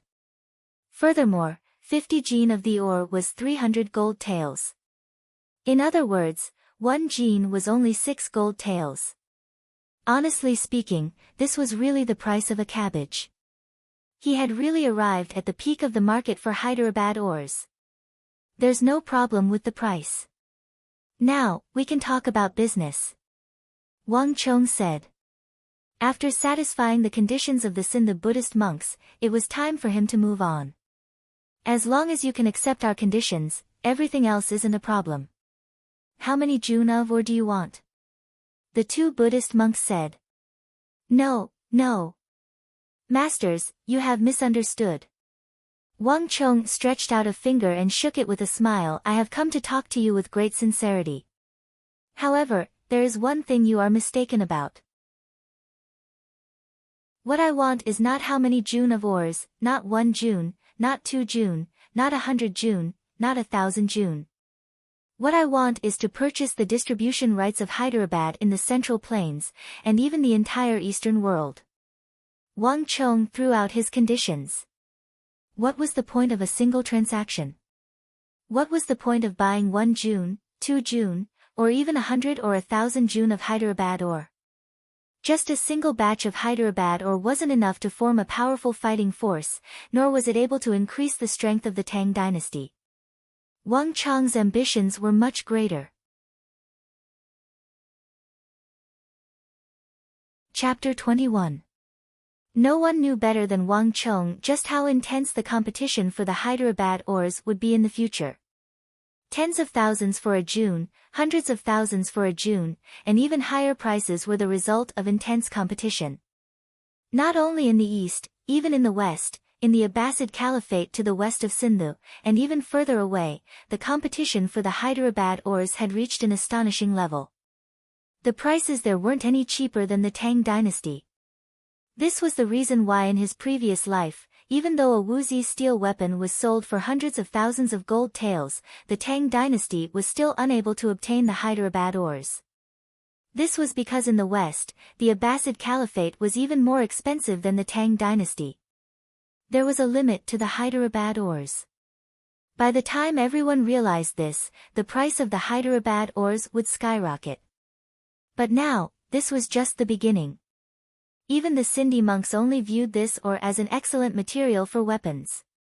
300 gold taels for a june. This was an extremely rare opportunity for the Tang dynasty. No matter what, Wang Chong had to maximize the benefits for himself and the Tang dynasty.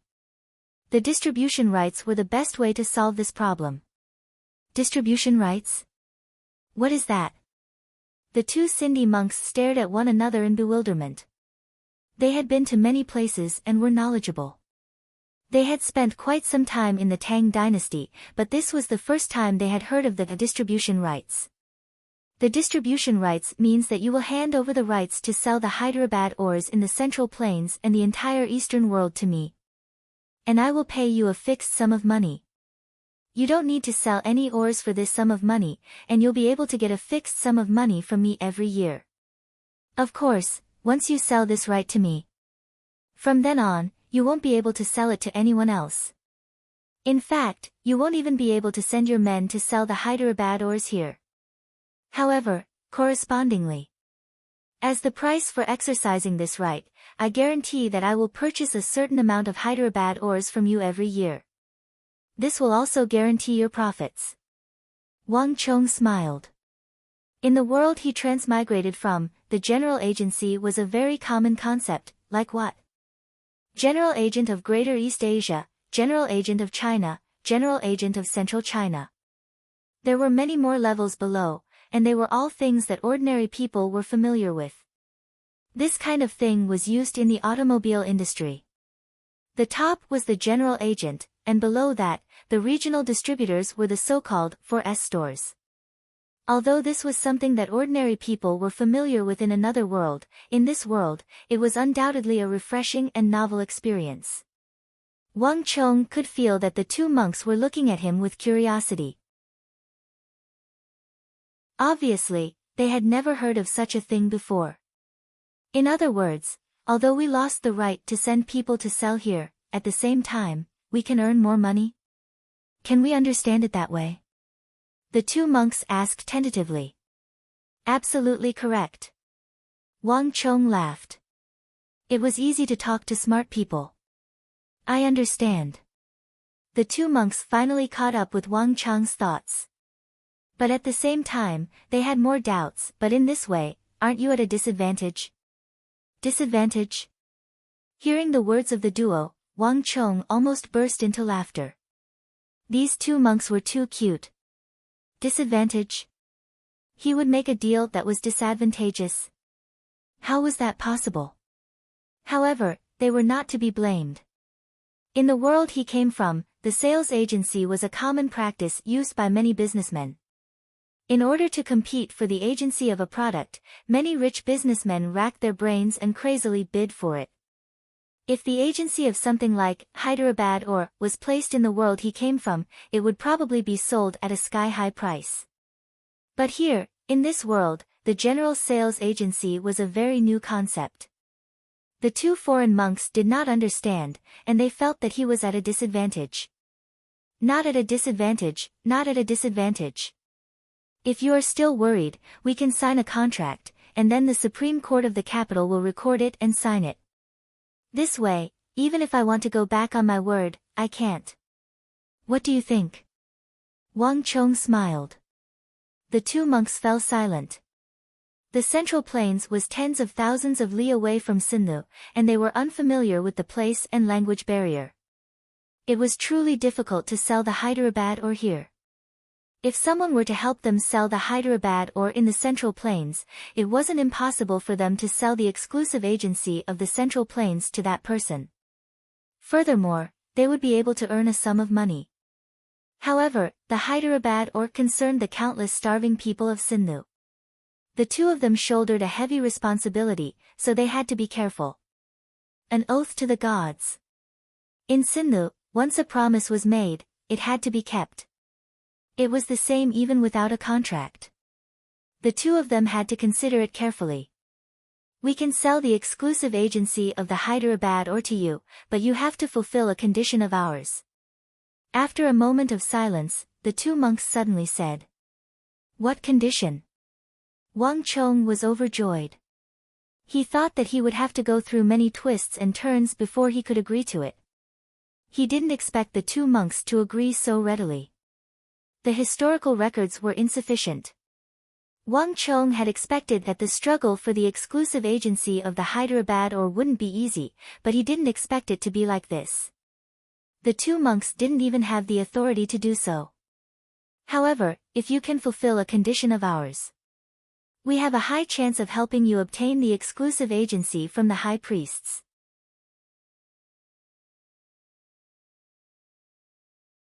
During the fight, Yao Feng summoned a huge group of people, and these two were among them. Chapter 22. Those fellows sure have quick reactions. Wang Chong frowned. The reaction of the Yao clan was much faster than he had expected. Those two have been following us ever since we left the house. However, we weren't certain then. But now, we can be certain that they are coming for us.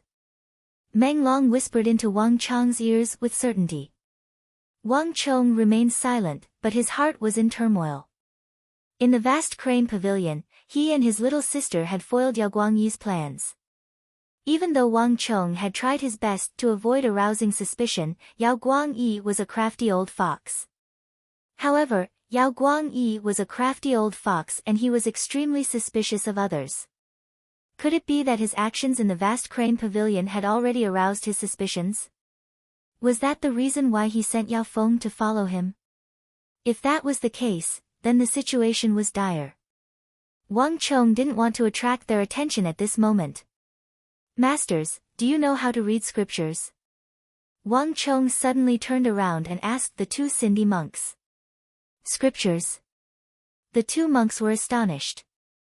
They didn't understand why Wang Chong would ask about this. However, they still answered honestly, I know a little about it. You must be joking. If Cindy monks didn't know how to read scriptures, then there wouldn't be any monk in the world who knew how to read scriptures. Wang Chong's words were equivalent to asking whether a hen could lay eggs. Great, then can I invite the two masters to recite a portion of scriptures for me? Wang Chong clapped his hands and chuckled. The two Buddhist monks were baffled. They couldn't understand why Wang Chong would ask them to recite scriptures at this moment. However, after coming to an agreement regarding the Hyderabad ores, the two of them had a huge matter in mind.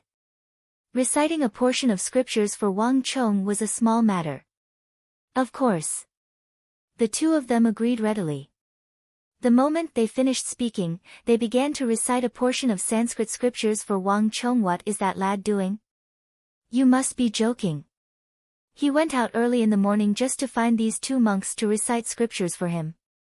When the sound of Sanskrit chanting echoed from the street ahead, the two Yao residence guards at the corner of the street stared at each other dumbfoundedly, feeling as though they were being played. Wang Chong left early in the morning and acted mysteriously. The two of them thought that he had found some important information. Who would have thought that after so long, they were actually looking for two Buddhist monks to chant scriptures for fun? This was too ridiculous. The two of them were completely unable to understand what was going on in the heads of these good-for-nothings. What did I say? I already said that this kid can't change his ways. Young master thinks too highly of him. What do you think? Am I right? Take a look for yourself. What about this brat is worth us wasting so much energy on? A good early morning has been wasted by this brat. The leader of the Yao residence guards had a belly full of resentment, and when he saw Wang Chong laughing in the distance, he was even more enraged. Well, you can't say that. Old Master and Gongzi must have their own thoughts. The other guard stuttered, his face full of awkwardness. Thoughts? Ha! Are you talking about this? In my opinion, Old Master and Gongzi are making a mountain out of a molehill. He's just a child. How much of a storm can he stir up? The leader of the guards scoffed disdainfully. Besides, shouldn't we be following his little sister? Weren't you there at the vast crane pavilion as well? This lad is just a foil, the one who's truly formidable is his little sister.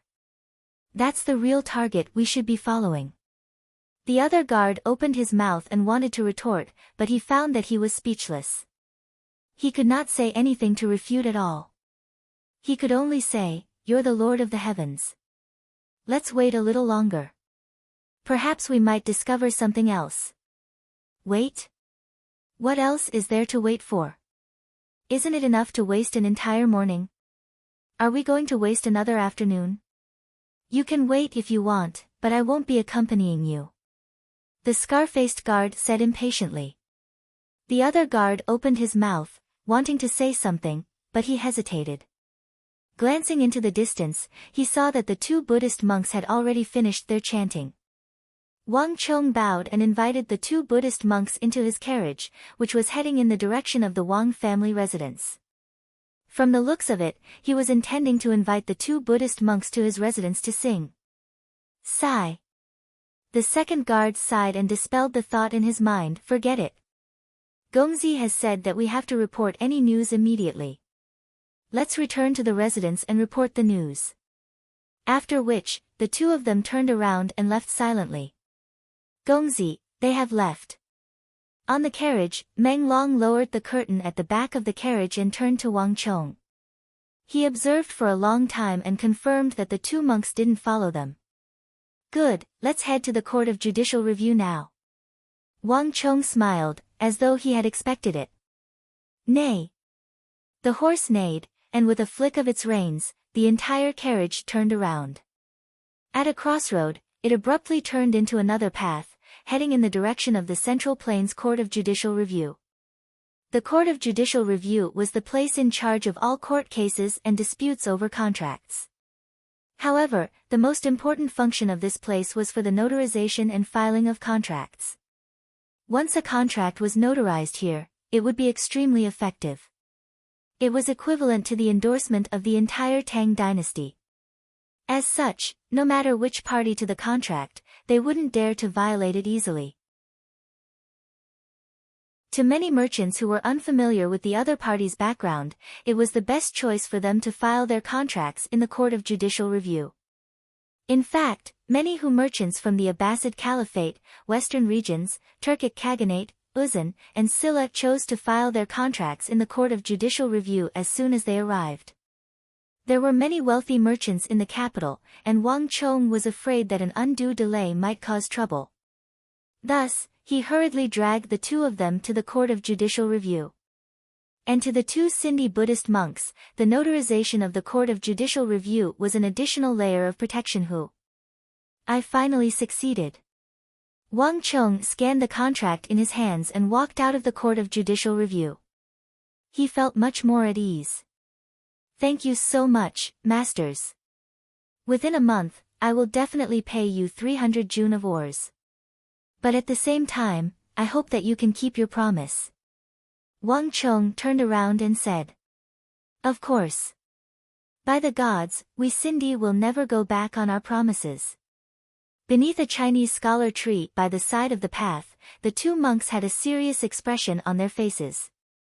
When they first met, the two of them were a little repulsed by the young man before them. They didn't think that he was a suitable partner for them in the Central Plains. But after this trip, their impression of Wang Chong was completely different. This young man's thought process was completely different from that of an ordinary person. Even now, they were still a little confused about the so-called distribution rights. Furthermore, his identity seemed to be much more noble than they had imagined. The two of them had already sensed this in the Court of Judicial Review. But no matter what, this was good news for the sales of the Hyderabad ores in the Tang dynasty. Masters, let's part ways here. If there's anything, we will contact you again. Wang Chong looked at the two of them and said. The two foreign monks nodded their heads and walked away with widened strides. Seeing the two of them disappear in another direction, Wang Chong slowly retracted his gaze. Now, I have to think of a way to get the 90,000 gold taels. Wang Chong muttered to himself. Even though he managed to obtain the dealership rights for the Hyderabad ores from the two Sindhi monks, the real headache was about to come. 90,000 gold taels wasn't a small sum. Wang Chong only had a monthly allowance of a few silver ingots.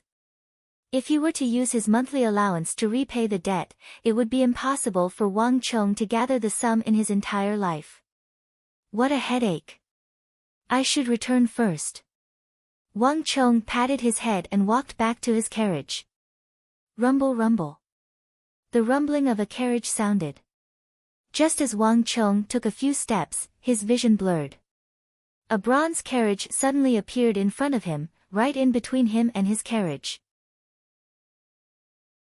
Taken aback, Wang Chong subconsciously raised his head.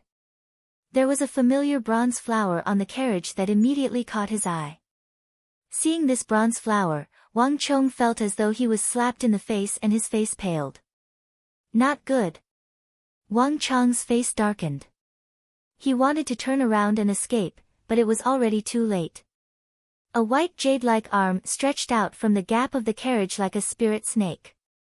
The speed of this arm didn't seem fast, but even with Wang Chong's ability, he was still unable to dodge it. In just an instant, his ear was viciously grabbed.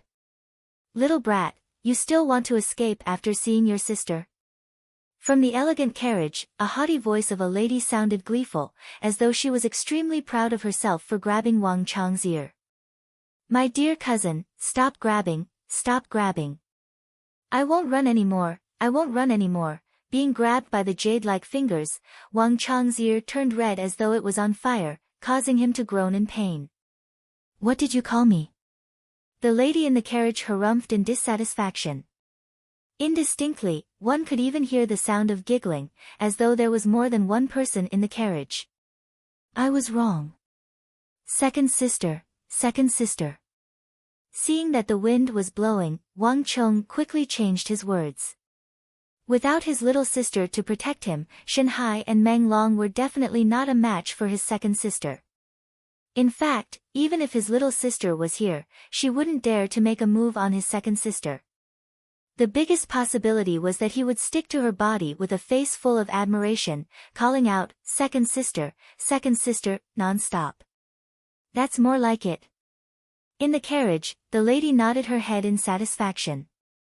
With a flick of her finger, the carriage door opened and Wang Chong felt as though he was a kite being lifted into the carriage. It was as though he had entered another world. Wang Chong's eyes were filled with red. There's no need for the two of you to wait any longer. I'll be bringing that lad, Wang Chong. In the blink of an eye, the lady's bossy voice sounded before Shanhai and Meng Long. After which, the carriage rumbled as it continued on its way. Wang Chong calmed himself down and only then did he notice that he had entered another carriage. It was a huge carriage with red and pink hues. It was clearly a womanly carriage. The carpet was red and in front of him, Wang Chong saw a well-endowed and dignified young beauty who looked to be around 24 to 25 years old. Her head was lowered as she trimmed her red nails. Next to her, a graceful woman in red clothes covered her jade-like fingers and giggled as she looked at her. Wang Chong didn't recognize the lady beside him, but he felt awkward being stared at and giggled at. Second sister, you're looking for me. Wang Chong looked at the young beauty who was trimming her nails and braced himself to ask. This person was his cousin. This cousin of his was the kind of person who couldn't help but feel as though she was a big sister to anyone who laid eyes on her, and they couldn't help but want to get close to her. However, Wang Chong wasn't one of them. Unlike others, as long as he saw this big sister, Wang Chong couldn't help but feel fear and have the urge to run away. In this world, there weren't many women who could strike fear into Wang Chong's heart. Yet, this cousin of his was one of them. During the period when Wang Chong was at his most rebellious, even his mother couldn't control him. Yet, before this cousin of his, Wang Chong was like a monkey in the palm of the Buddha, unable to do anything at all. In the Central Plains, when a prestigious clan's authority reached its pinnacle, they would seek to expand their population. This was the same for the Wang clan. Putting aside the siblings born from the same mother, the children of those uncles and aunts were already plenty.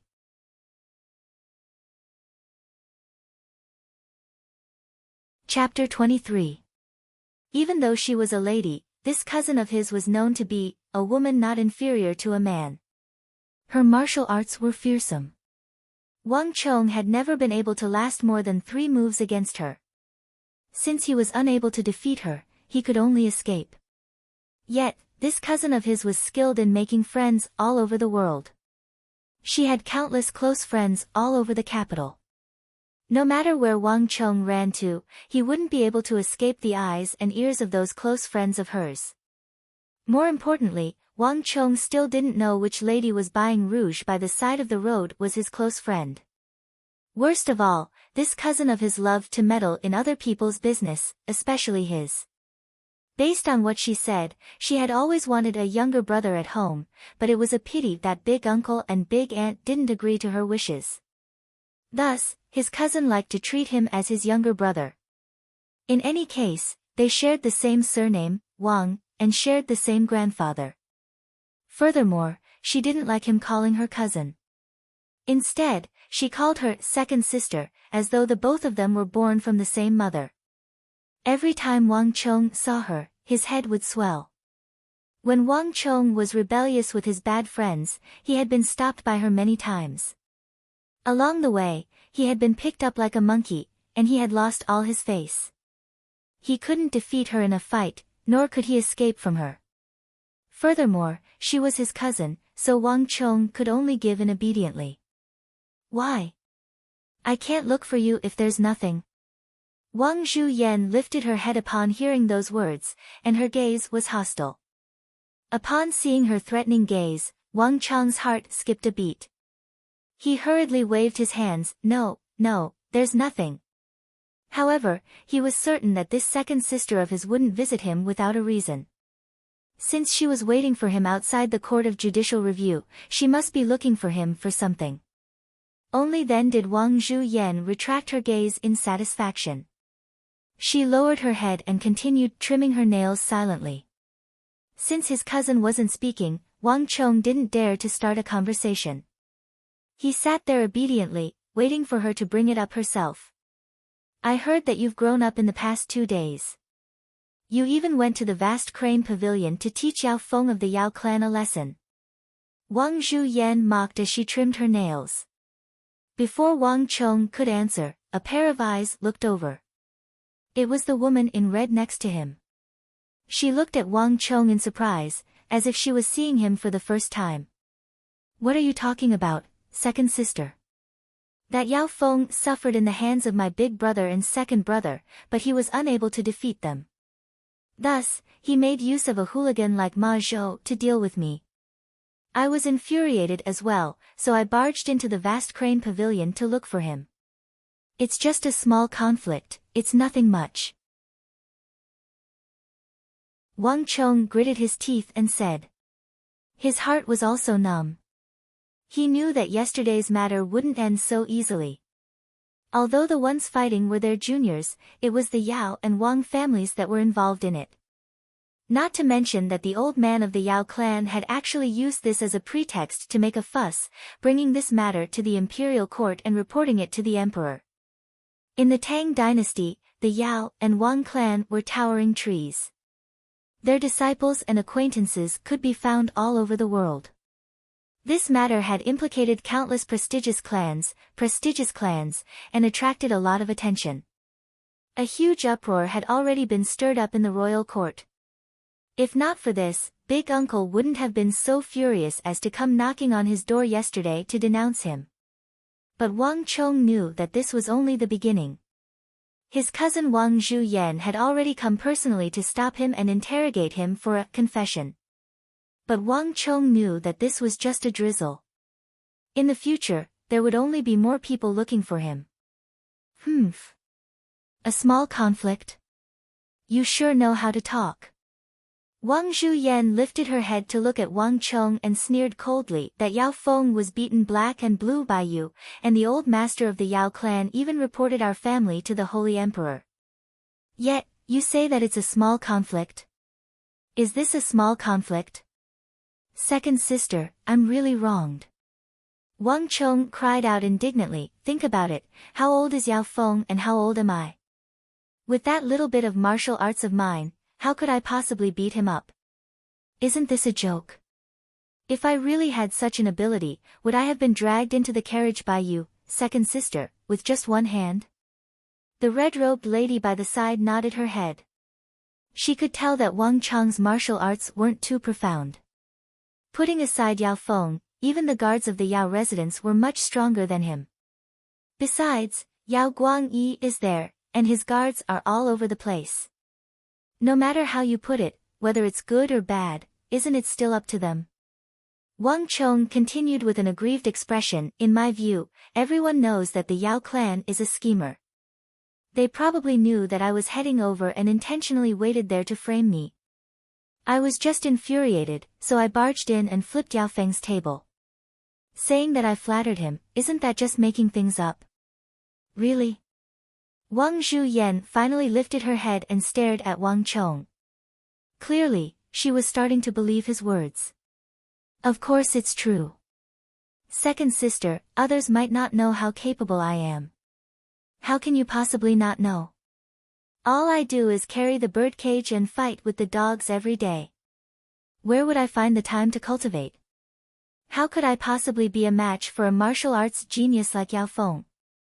Wang Chong said. This wasn't entirely wrong. The one who made a move was the Wang family's little sister, and Wang Chong didn't do anything at all. You're right. That Yao Feng has always been an outstanding talent amongst his peers in the capital. Just based on what you've done, it's impossible for you to deal with Yao Feng with that bit of capability of yours. Wang Zhuyan pondered for a moment before nodding her head, acknowledging his words. All right. You've passed this test. The nail brush you gave me previously isn't bad, and it's quite useful. Do you have any other good stuff? Wang Chong looked at the nail file in Wang Zhuyan's hands that he had made for her previously and rolled his eyes. Did his cousin really think that he was Doraemon's pocket that could never be emptied or used up? How long had it been since he made this nail brush? Wasn't she being too greedy? What? Wait a moment. Zhuyan, you said that this unique nail brush in the capital was invented by cousin? Before Wang Chong could say a word, the red-robed lady seated beside Wang Zhuyan couldn't hold back her curiosity any longer. She stared at Wang Chong in astonishment. That's right. Why? Little hussy, you want to be an old cow eating young grass. Have you taken a fancy to my little brother? Wang Zhuyan said with disdain. Lass, nothing good comes out of a filthy mouth. How am I old? The red-robed lady scolded jokingly. As she spoke, she couldn't help but giggle. Don't give me that. Do you think that I don't know that you've been eyeing the nail brush in my hands the entire time? Forget it, I'll let you have it. Take it. Wang Zhuyan rolled her eyes and with a flick of her wrist, she tossed the nail brush to the red-robed lady. Hee, thank you, Sister Zhuyan, for your reward. The latter chuckled, not minding the matter at all. She snatched the nail brush as though it was a treasure. The nail brush in Wang Zhuyan's hands wasn't a top-notch sword, nor was it able to raise one's cultivation. To a man, it wasn't worth a single coin. However, her sisters had been eyeing it intensely. To think that it would end up in her hands.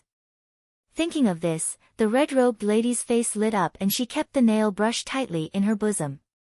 Since you know that I've already rewarded you, why aren't you getting off the carriage? Do you want me to reward this little cousin of mine to you as well? Wang Zhuyan said impatiently. That's a good idea. I couldn't ask for more. The red-robed lady chuckled as she glanced at Wang Chong's face seductively. However, she still opened the carriage door and walked out leisurely. She had already arrived at her destination. Wang Zhuyan was just giving her a lift. Second sister, who's that lady? Wang Chong glanced in the direction where the red-robed lady left and he couldn't take it anymore. His second sister's best friends were all hotter and more avant-garde than the last. Before the red-robed lady left, her eyes were filled with reluctance. It was as though she wanted to dig 2 pieces of flesh out of his body. She's the daughter of the Duke of Yu. Why, are you eyeing her?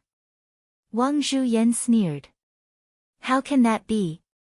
Hee, second sister, I did a pretty good job with my acting, right?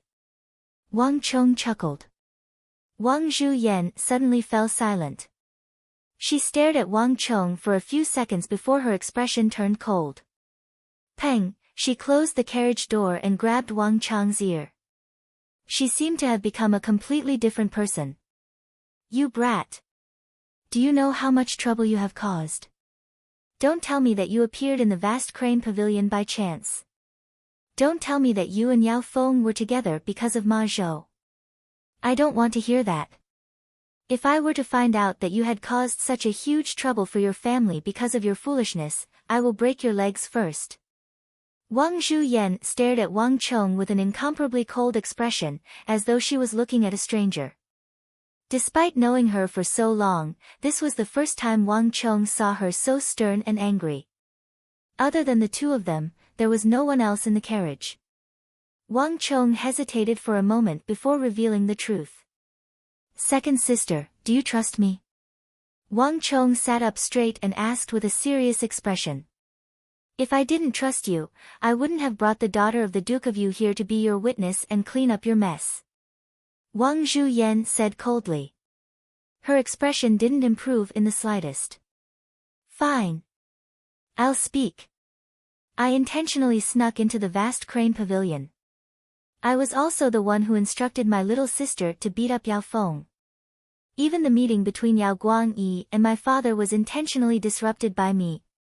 Everything was carefully planned by me. Wang Chong said seriously. Why? Wang Zhuyan was perplexed.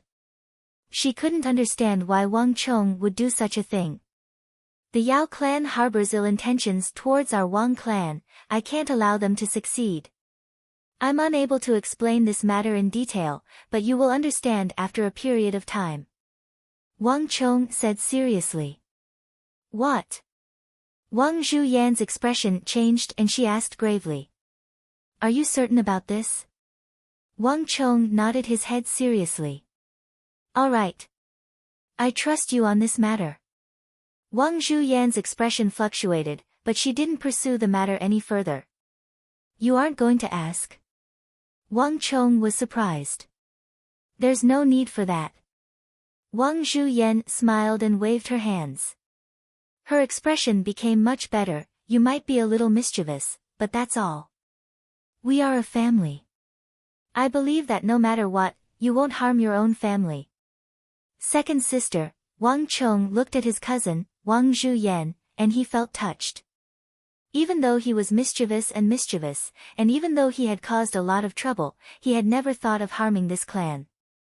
The only one who could understand this was his cousin, Wang Zhuyan. Even though this cousin of his had stopped him outside many times, she only reprimanded him a little and eventually allowed him to go. This time, the matter with Yao Feng was reported to the Holy Emperor by the old Master Yao of the Yao clan. Everyone in the Wang clan was implicated, causing a huge uproar in the capital.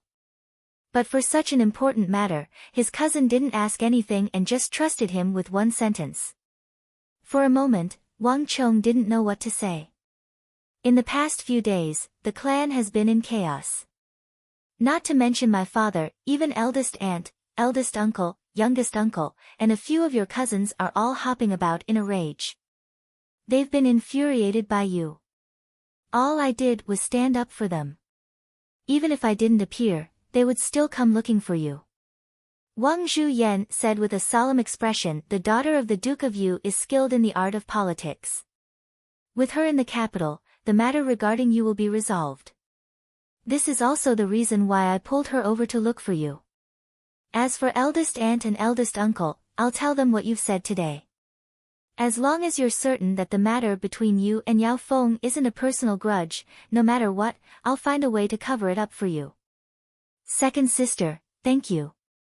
Wang Chong expressed his gratitude. Cousin Wang Zhuyan had a close relationship with Big Aunt and Uncle.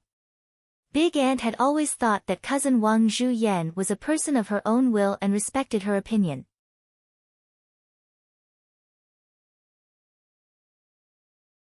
Chapter 24. It's too early for you to be happy. Little uncle is at the Pillar of Heaven's mountains, and I can't answer to him. He is currently tied up with military affairs and can't come down. However, you have to be prepared for it. Wang Zhuyan said. Wang Chong felt a headache coming on. This was the root of the clan's prosperity. If something were to happen, all parties would come looking for trouble. I'll think of a way myself. Wang Chong said. He felt troubled. It was all his fault for his vile image as a profligate scion. Even though this matter was related to Wang Chong for the sake of his clan, little uncle and the others wouldn't know of it. Unlike his cousin and the others, they wouldn't trust him completely. However, it was fortunate that this matter could be dragged on. As long as the truth was revealed, everything would be fine. Wang Zhuyan nodded her head and didn't ask any further. Right, what's with the two Buddhist fellows who walked out of the court of judicial review with you? Wang Zhuyan suddenly recalled something. She stared at Wang Chong warily. It can't be that you caused trouble in your clan again? No, that's definitely not the case. Hearing Wang Zhuyan mention this matter, Wang Chong hugged his head and leaned against the wall of the carriage, relaxing his entire body. He was intending to look for his cousin regarding this matter. Now that she was asking about it, it was even better.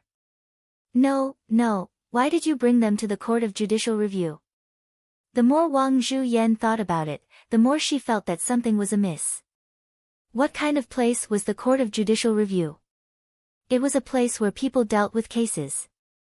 Who would come to such a place if there was nothing important? Could it be that this lad had returned to his old ways and caused trouble again after the matter with the Yao clan had not been resolved? At this point, Wang Zhuyan looked at Wang Chong as though she was facing a formidable foe. Actually, it's nothing much. That's right, I owe them some money. Wang Chong chuckled. Is it really just some money? Wang Zhuyan asked doubtfully. It's true. Wang Chong said seriously. Who? Hearing that it was just a debt, Wang Zhuyan exhaled deeply. How much? 10 taels or 20 taels? As he spoke, he took out a silver ingot from his sleeve. This. I'm afraid it's not enough. Wang Chong was a little embarrassed. How much? Don't tell me you owe him a tael of gold.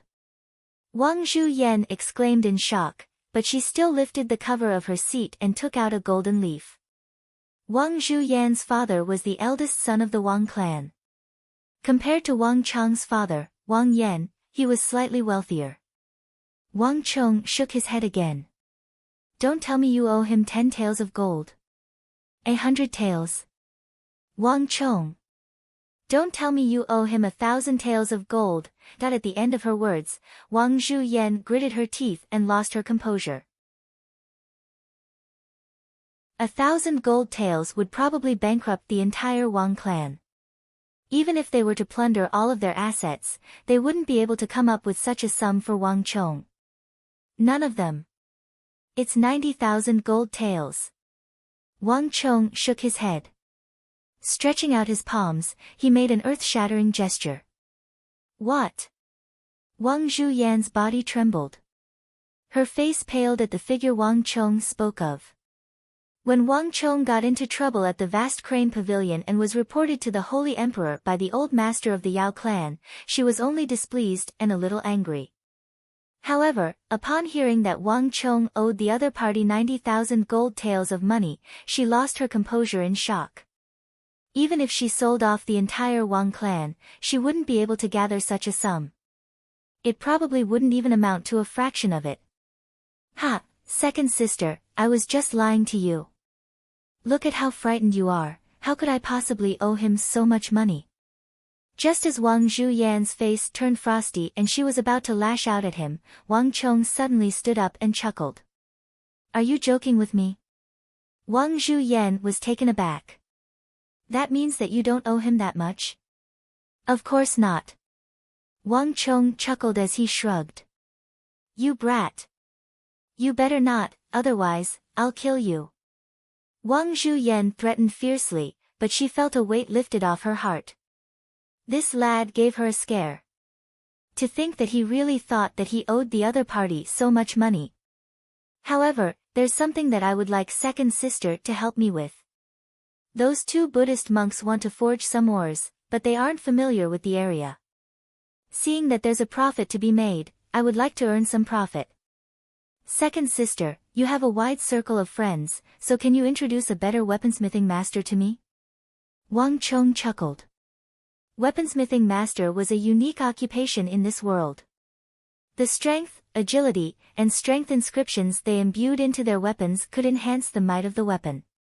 These weaponsmithing masters had high standing and it was impossible for ordinary people to invite them over. Thus, Wang Chong could only trouble his cousin, Wang Zhuyan. However, he couldn't tell her about this. You brought those two Buddhist monks to the court of judicial review for this matter? Wang Zhuyan widened her eyes. What else did you think it was for? Wang Chong chuckled and asked. If that's the case, then it's not a problem. Your second sister still has some connections. Wang Zhuyan paused for a moment and stared at Wang Chong in astonishment. Brat, I really couldn't tell that you would be able to find connections with these Buddhist monks after fooling around outside all day long. She didn't object to Wang Chong wanting to earn some extra income. At the very least, this lad had improved. Hee, second sister, I'll leave this favor to you then. You get busy, I won't disturb you any further. Wang Chong said with a cheeky smile. Opening the carriage door, he leaped down amidst his cousin's scolding laughter. Brat! Grow up and don't cause any more trouble for me. From afar, cousin Wang Zhuyan's voice could be heard from the carriage. I got it. Standing on the street with his back facing the carriage, Wang Chong waved his hands without turning back. Only after his cousin's carriage gradually disappeared into the distance did Wang Chong retract his gaze. Kachacha, he stretched his neck and a bright glint shone in his eyes. Looks like I have to be more cautious about this matter. Cousin has always been a bold person, but just a little bit of information from him already scared her out of her wits. If I were to tell him that it's true, and a case has been filed in the court of judicial review, he wouldn't be able to deny it. Wouldn't I be doomed then? Wang Chong thought. Initially, Wang Chong was prepared to tell his cousin about the 90,000 gold taels. However, it was fortunate that he changed his mind and changed his words.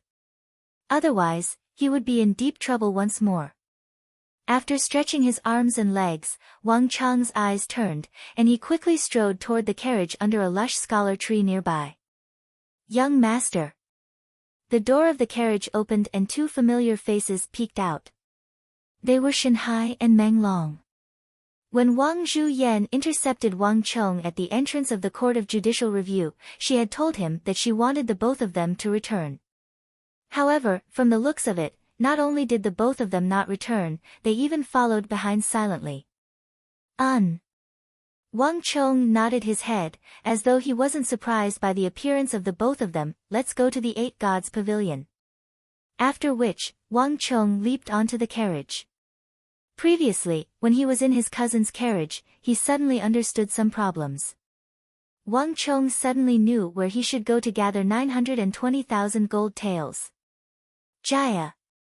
With a flick of the whip, the carriage turned and entered a path completely different from Wang Zhuyan's, heading toward the Eight Gods Pavilion. The Eight Gods Pavilion was grand and majestic. The vast crane pavilion couldn't be compared to it. To the commoners in the capital, it was an existence that they could only look up to. The reason was simple. The Eight Gods Pavilion wasn't open to the public. In the Tang dynasty, only the scions of the nobles were able to enter. It was a place where the scions of the prestigious clans in the capital would walk their dogs, fight cocks, fool around, and enjoy themselves. It was said that even the princes and princesses of the royal family would occasionally appear here. The hierarchy in the Eight Gods Pavilion was strict and there were many rules. Even though they were all teenagers or youngsters, they were divided into many different circles based on their social status. People from one circle looked at people from another circle with arrogance and haughtiness. Wang Chong was influenced by the other world and Wang Chong didn't like this. Thus, in his previous life, Wang Chong didn't go there anymore after visiting a few times. He didn't want to interact with these people either. The reason why Wang Chong hung out with Ma Zhou and the others was because of this mindset. However, it was different this time. 90,000 gold taels wasn't a small sum. If Wang Chong wanted to raise funds to obtain the rights to sell the ores in Hyderabad, there was no better target than the princesses and young masters in the Eight Gods Pavilion. "Young Master Chong, we've arrived." Just when he was in a daze, Shanhai's voice suddenly sounded by his ears. Wang Chong was taken aback. When he recovered from his daze, he realized that the carriage had already stopped. "Wait here, I'll go down first." Wang Chong pushed open the door, and the moment he stepped down from the carriage, a commotion immediately gushed in like a flood. "We've arrived at the Eight Gods Pavilion." Wang Chong raised his head and immediately saw a purple-red building that towered like a mountain. Rather than saying that it was a building, it was actually many buildings that formed a huge courtyard. The eaves of the courtyard were arched and the eaves were high, giving it an imposing appearance. This was the Eight Gods Pavilion. Wang Chong swept his gaze across the area and saw the hundreds of luxurious carriages in front of the Eight Gods Pavilion.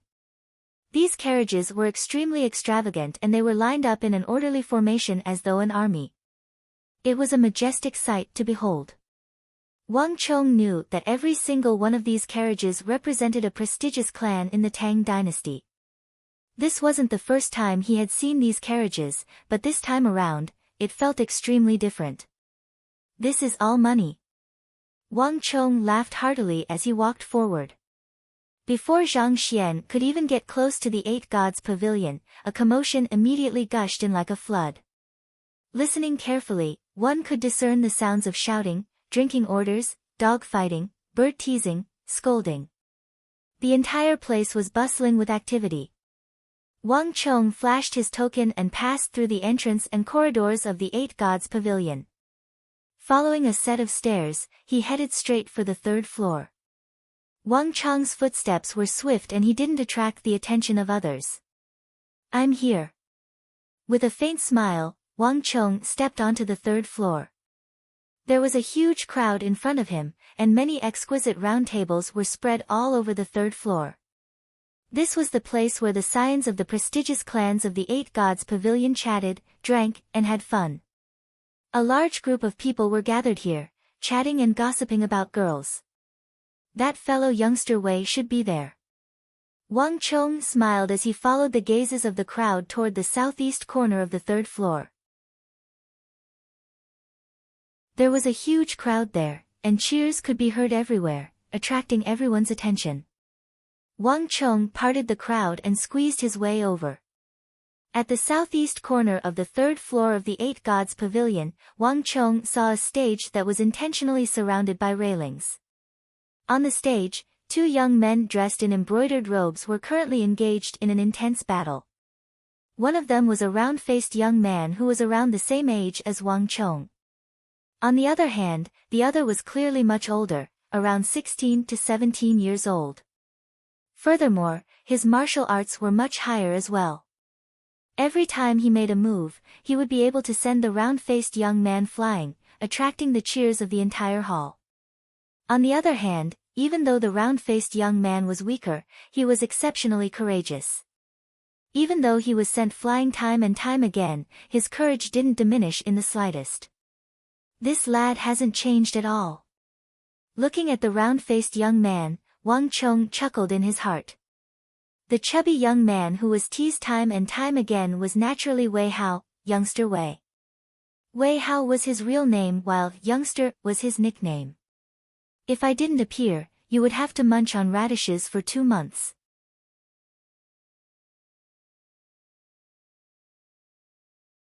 Chapter 25. Youngster Wei was the son of the Duke of Wei, as well as Wang Chong's childhood friend. Youngster Wei was the son of the Duke of Wei, as well as Wang Chong's childhood friend. This lad's aptitude was ordinary. While others could learn a set of horse stance and bow fist in a single glance, this lad needed 3 days to learn it. With such poor aptitude, others would have long given up on martial arts. However, this lad was born with a stubborn temper. The more he couldn't do something, the more he wanted to do it. Not only so, despite his poor aptitude, not only did he enjoy sparring with others, he even liked to challenge others to a duel on the dueling ring. The Duke of Wei was skilled in business, and he was also a wealthy man. However, youngster Wei, who only had a monthly allowance of several gold taels, ended up being the same as someone like Wang Chong. Putting aside the fact that he was short of money every month, when he drank with Wang Chong would even have to pay for it at times. Wang Chong was completely speechless. If nothing unexpected happened, this lad was about to fall into someone's trap and suffer a huge setback in the Eight Gods Pavilion. Even though this lad had lost in the past, he had never lost so badly. He had lost so much that he even lost his underwear. Furthermore, youngster Wei couldn't let his family know of this. Thus, in order to return the money, this lad had no choice but to tighten his belt and munch on radishes for 6 months. The reason why Wang Chong remembered this matter was because youngster Wei had mentioned it to him more than once in his previous life. Every time, he looked miserable and unbearable, as if he had been trampled by an elephant. Based on the timing, the lad's loss happened to be today. Youngster Wei, don't say that I didn't save you. Wang Chong sneered in his heart. Wang Chong wasn't in a hurry to make a move. Youngster Wei's addiction to blindly betting was incurable. Although he had been tricked and provoked this time, it was still his own fault. If he hadn't agreed to it, nothing would have happened. Wang Chong had to teach him a lesson no matter what. Wang Chong looked at the dueling ring. The 16 to 17-year-old young man was giggling, clearly teasing youngster Wei. With his strength, he could have ended the battle a long time ago. However, he deliberately humiliated him in this way in front of everyone. Each time youngster Wei was sent flying in a pathetic manner, it would cause the surrounding crowd to burst into laughter. Since you're so arrogant, you can't blame anyone else. You asked for it. Wang Chong looked at the 16 or 17-year-old tall youth.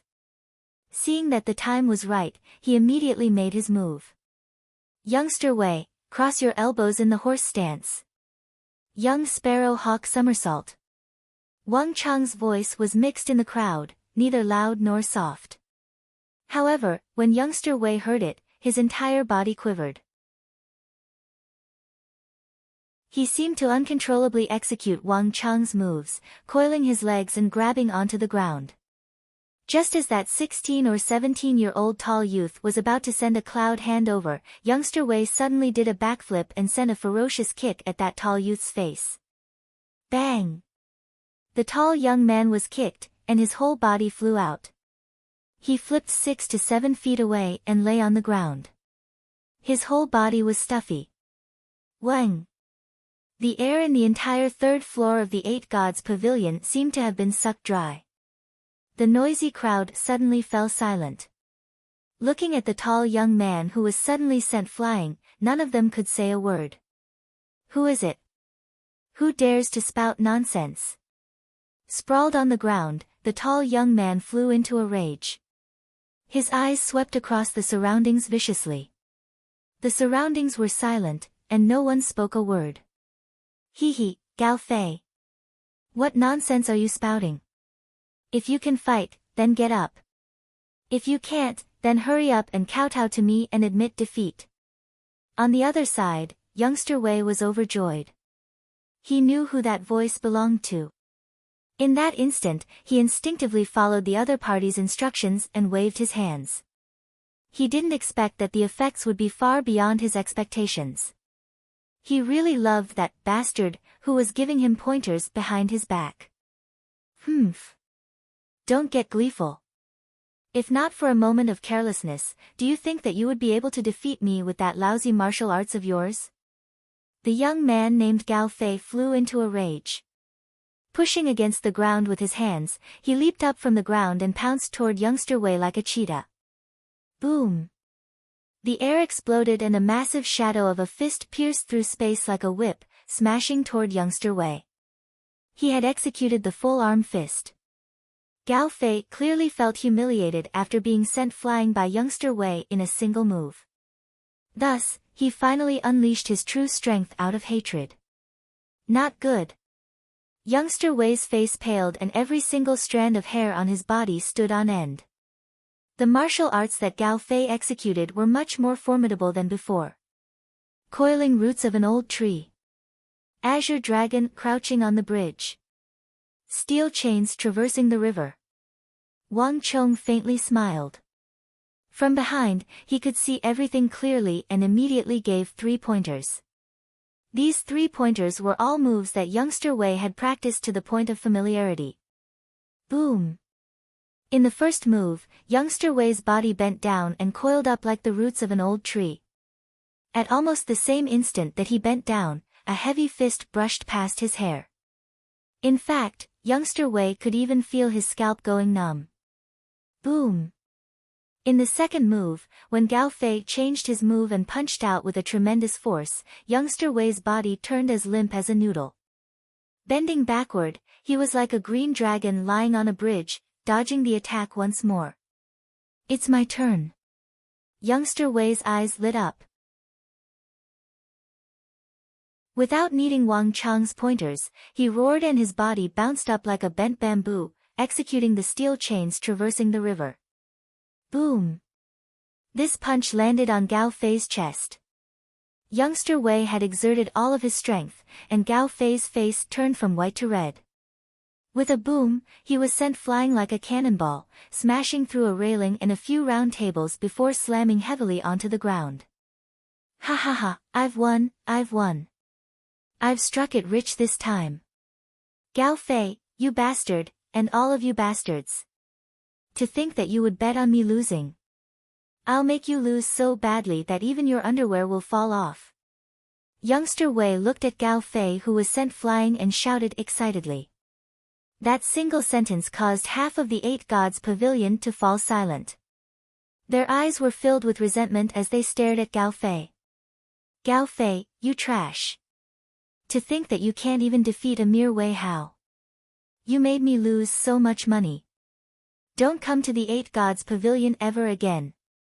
If I see you again, I'll find a few people to beat you up. Pooey. How unlucky. The surrounding profligate scions who had lost started cursing. In the 8 gods' pavilion, Wei Hao was the god of fortune. As long as it was a duel that he attended, everyone would be able to earn some money. The stakes for this duel were huge, and Wei Hao thought that he would be able to earn some money.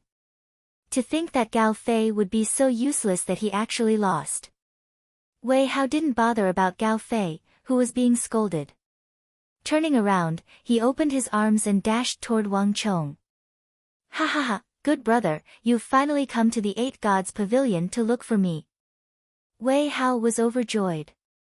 He hugged Wang Chong tightly and burst into laughter. You're really my good brother. You've really helped me greatly this time. Otherwise, I would have lost miserably. Since you know, you should gamble less next time. At the very least, you should see who your opponent is. That fellow is much more formidable than you. Wang Chong reprimanded jokingly. Hee, that won't do. I've been dueling since I was 5. If you want me to give up on dueling, I'd rather lose some money and munch on carrots every day. Wei Hao chuckled. Wang Chong was speechless. He could only shake his head. Wait a moment. Wei Hao, this doesn't count.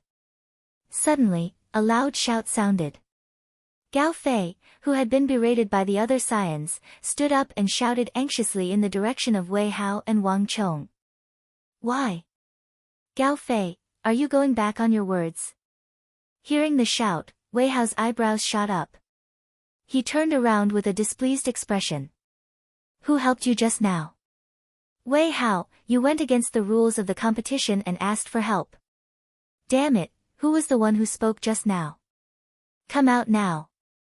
Gao Fei shouted loudly, his face filled with unwillingness. If it wasn't for that bastard hiding in the crowd helping him, how could Wei Hao win against him? Are you looking for me? Hearing this, Wang Chong smiled and walked out from the crowd. Seeing Wang Chong walking out from the crowd, Gao Fei's pupils shrank. A fierce glint flashed across his eyes. But before he could get angry, Wei Hao had already welcomed him with a big smile. Ha ha ha, kid. I knew it was you. Wei Hao walked over and hugged Wang Chong. Gao Fei, you can eat whatever you want, but you can't say whatever you want. Which eye of yours saw that I broke the rules? Did I find someone to fight with you? Or did my brother go up the stage? Right, let me tell you, this isn't anyone. This is my good brother, Wang Chong. Wei Hao turned around, looked at Gao Fei and the crowd and said proudly. Youngster Wei, stop sucking up. Wang Chong burst into laughter. Just as he was about to ask Wei Hao to restrain himself, he suddenly heard a gasp. Wang Chong's heart skipped a beat. He lifted his head and realized that the gazes of the crowd had changed. It was completely different from before.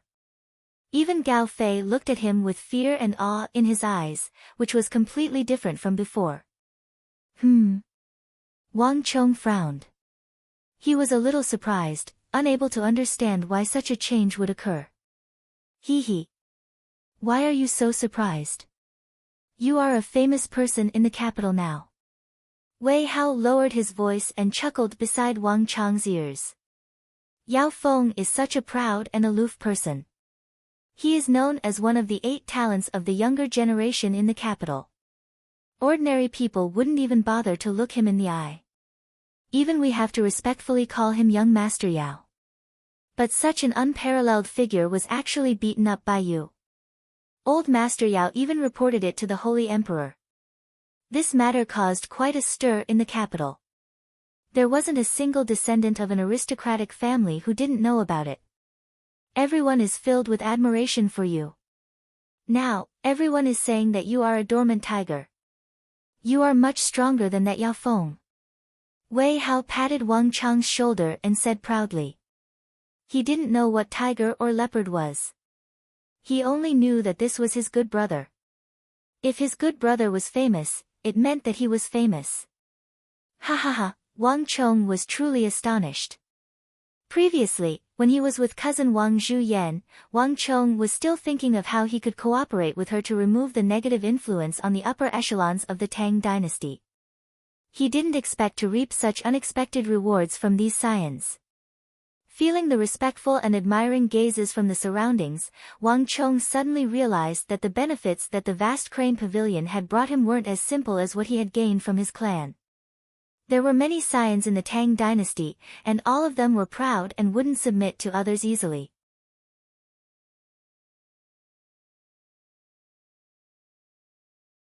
Chapter 26.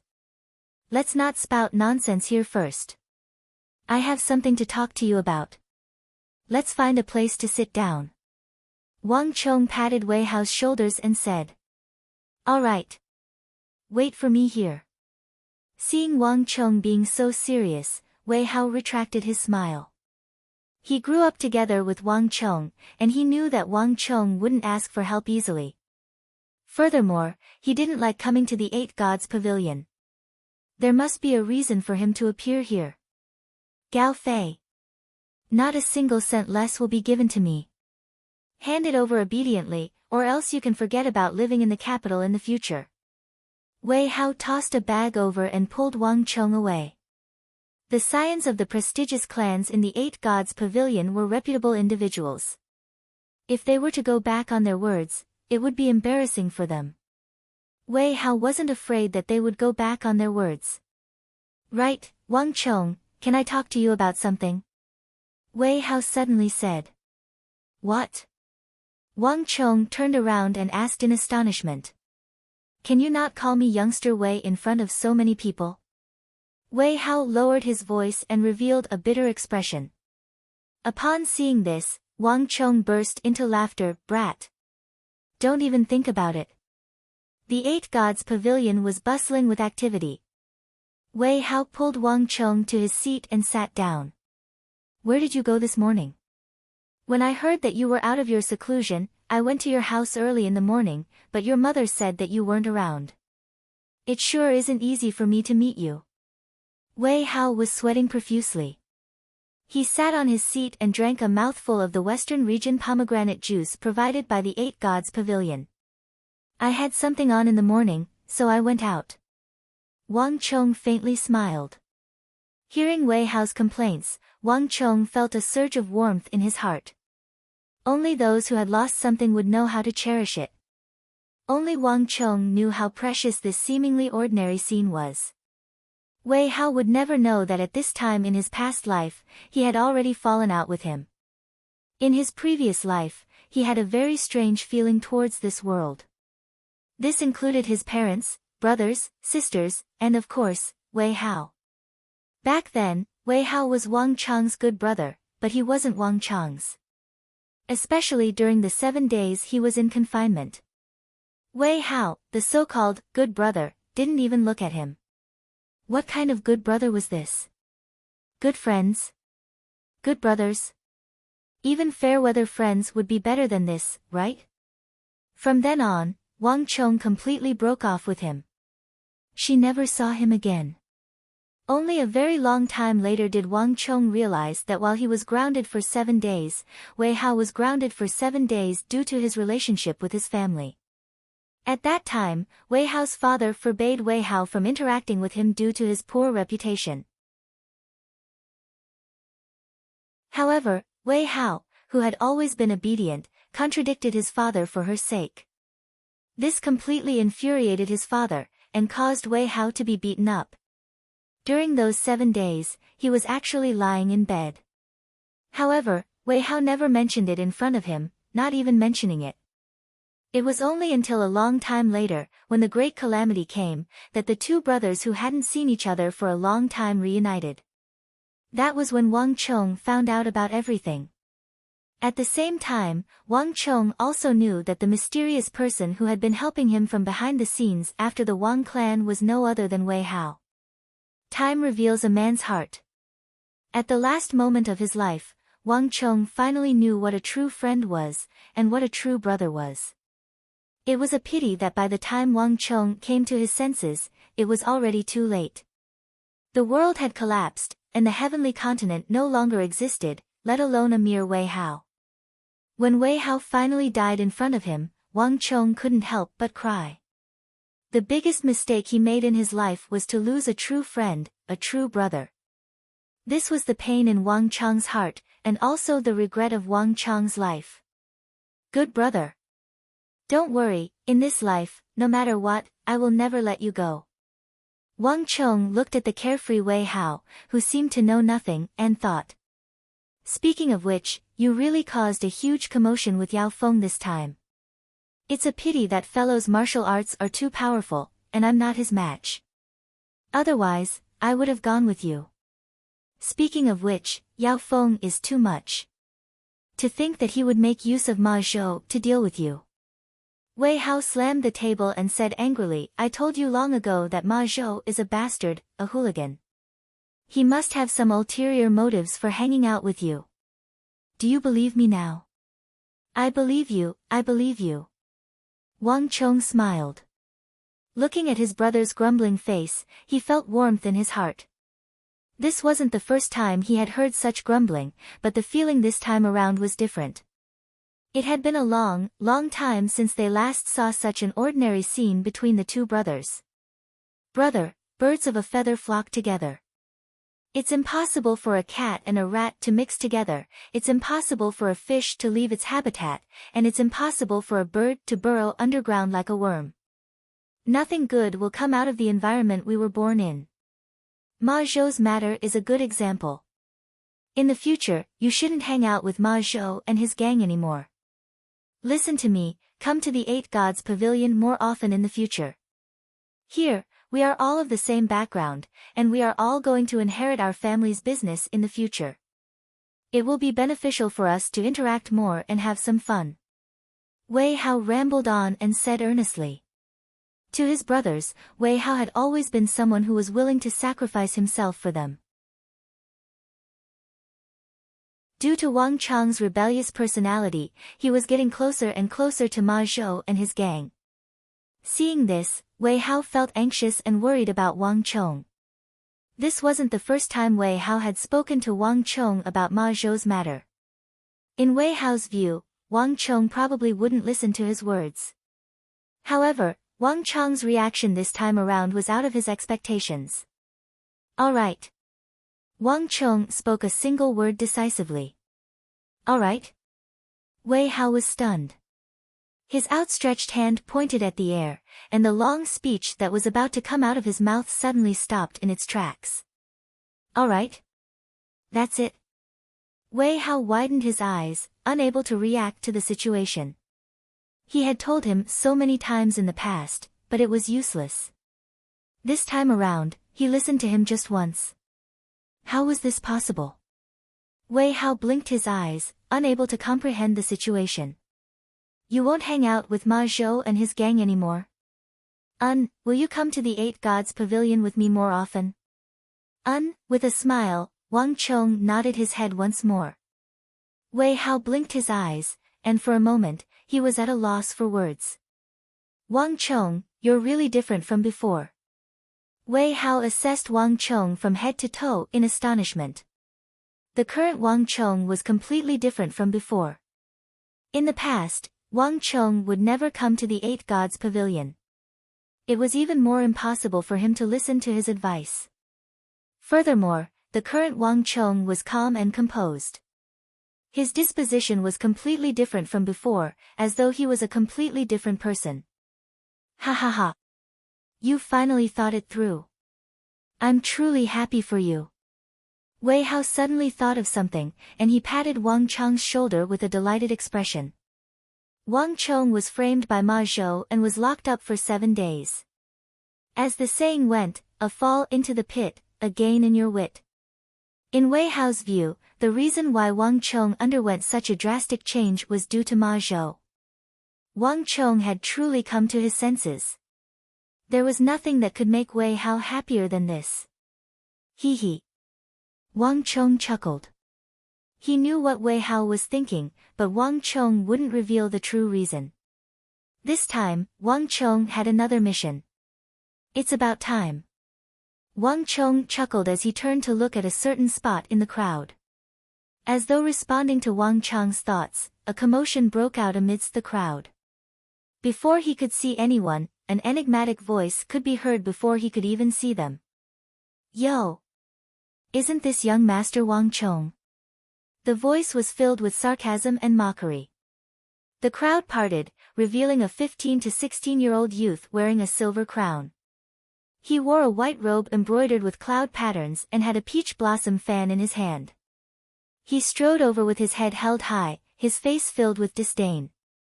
A large group of people followed closely behind him, laughing and joking. Su Bai. What are you doing here?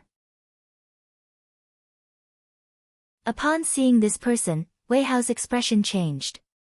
He stood up abruptly and hostility could be seen in his eyes. We don't welcome you here. Scram!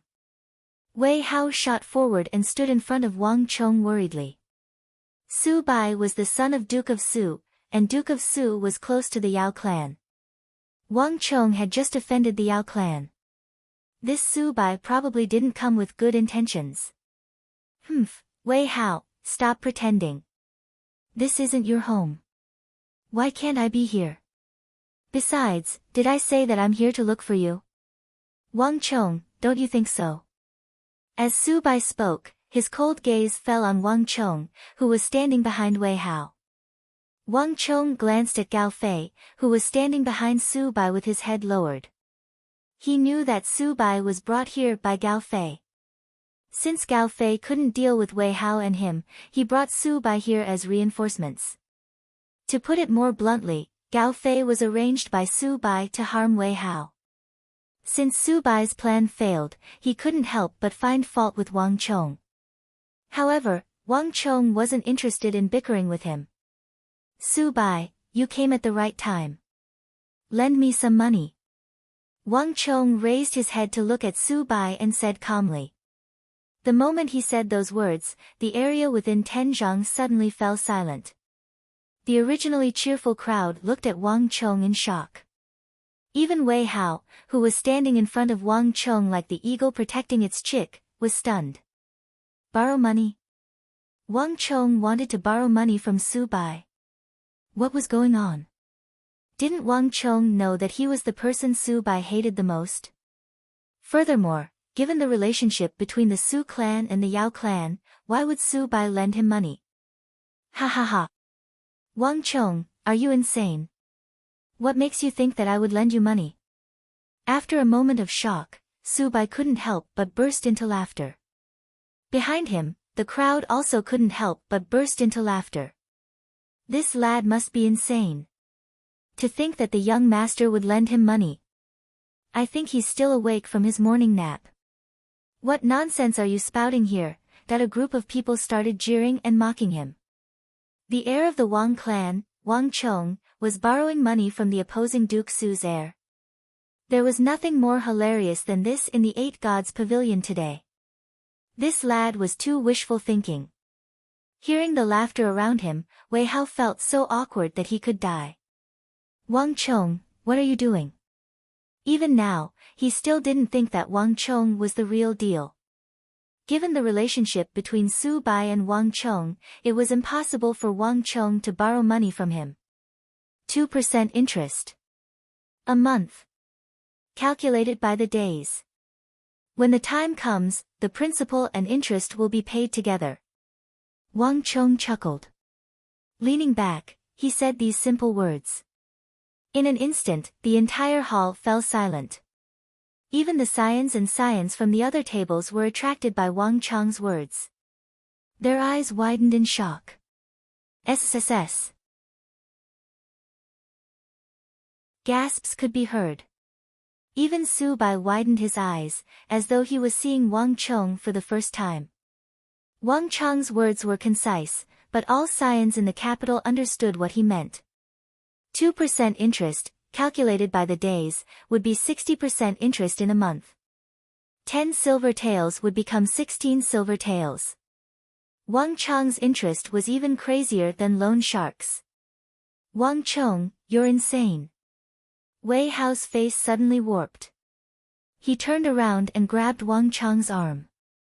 His fingers were so nervous that they were almost digging into Wang Chong's flesh. If you lack money, you can just tell me. Why are you borrowing money from them?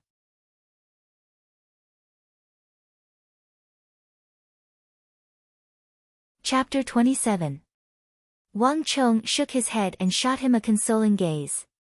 He was never one to act rashly. Even though the interest of 2% was a hefty sum, as long as he was able to obtain the dealership of the Hyderabad Stone Expansion Mine, this amount was nothing. Su Bai, these words aren't just effective on you. It's the same for others as well. Anyone who wants to borrow money from me can do so. I can even write down a promissory note as proof. Wang Chong said calmly. His voice wasn't loud, but it was loud enough to be heard by everyone. In an instant, everyone's gazes turned subtle. Which one of the scions in the Eight Gods Pavilion didn't have an extraordinary background and wealth?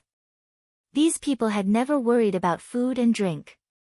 However, no matter how wealthy their families were, no one would complain about having too much money. Furthermore, even though their families gave them a lot of money, their expenses were high as well. Take Wei Hao for example. Even though his family gave him a lot of money, he didn't have many silver taels left on him. Most of the time, he didn't even have enough money to spend.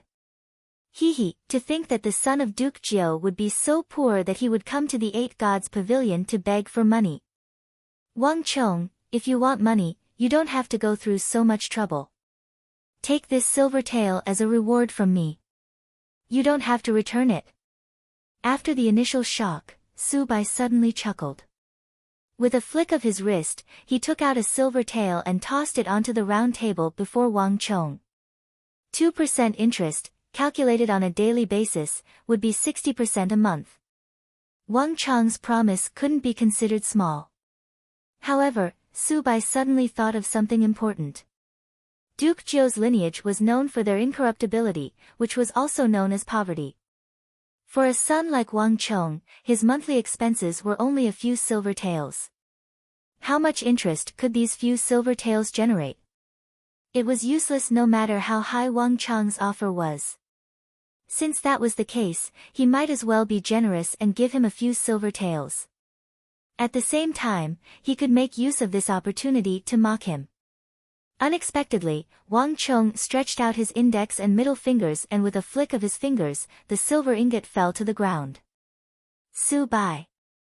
This amount of silver isn't even enough to fill the gaps between my teeth. You'd better keep it for your own use. Wang Chong sneered disdainfully. Humph. If you think it's too little, I can give you another ingot. Su Bai sneered.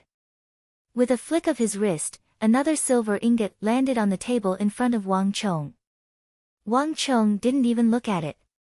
With a grin, he flicked his finger, sending the ingot of silver to the ground. Not enough.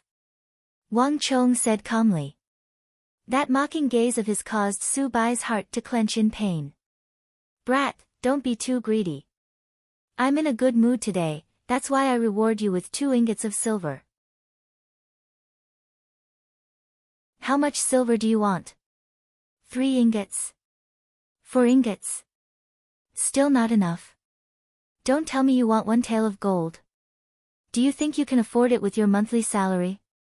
Su Bai sneered. 1 tael of gold.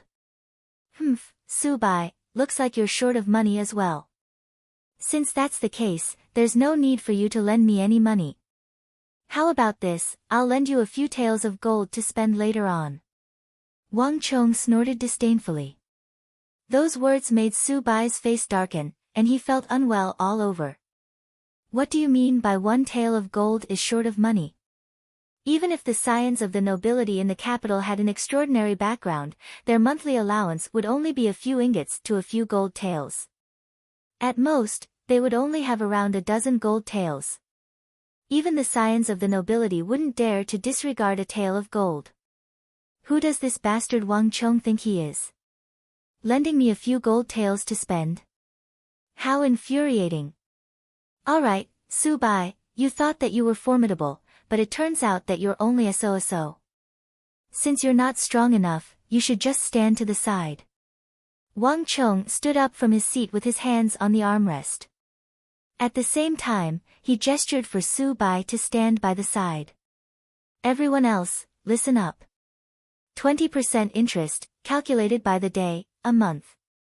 This sentence is effective on everyone. I'll borrow as much as you have. As long as anyone lends me money, they will be able to receive a sizable income from me a month later. Wang Chong, are you serious about those words? A voice suddenly interjected. However, it didn't seem to notice that Su Bai's complexion had turned awful. Of course. Wang Chong said calmly. In the 8 Gods Pavilion, is there anyone who goes back on their words? But what if you can't pay up when the time comes? Another voice asked. Su Bai's complexion turned even more awful. What a joke. Even if I can't pay up, can't the Wang clan pay up? As long as they have my promissory note, do you think that they won't be able to get back a few gold taels? Wang Chong sneered arrogantly. The crowd burst into laughter. Indeed. The people in the 8 Gods Pavilion were either wealthy or respectable.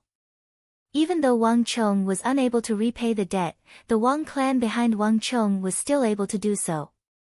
As long as Duke Jiu of the Wang clan was around, the Wang clan would be an unshakable reputation. Alright. Wang Chong, you're the one who said it. Here are 2 gold taels, take it. A good-for-nothing from an aristocratic family stepped out from the crowd, and delightedly placed 2 golden leaves on the table. He came from a wealthy background, but who would complain about having too much money? Borrowing Wang Chong's money for a month was a good opportunity for him to earn more. This is my gold taels. Wang Chong, remember to give me the promissory note. Su Bai was infuriated.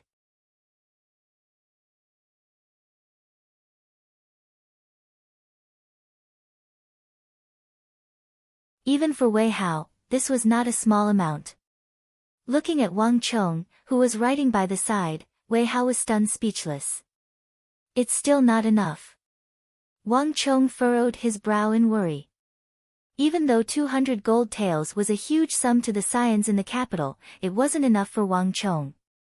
The Hyderabad ores were extremely valuable and Wang Chong didn't expect to raise a sum of 90,000 gold taels from the scions in the Eight Gods Pavilion. Wang Chong only needed 500 to 600 gold taels to hire someone to forge, and inscribe a few basic Wuzi steel weapons for him. As long as he could forge a Wuzi steel weapon, Wang Chong would slowly accumulate enough money to purchase the 300 jun of Hyderabad ores. However, it was only 200 gold taels now. This was far from Wang Chong's expectations.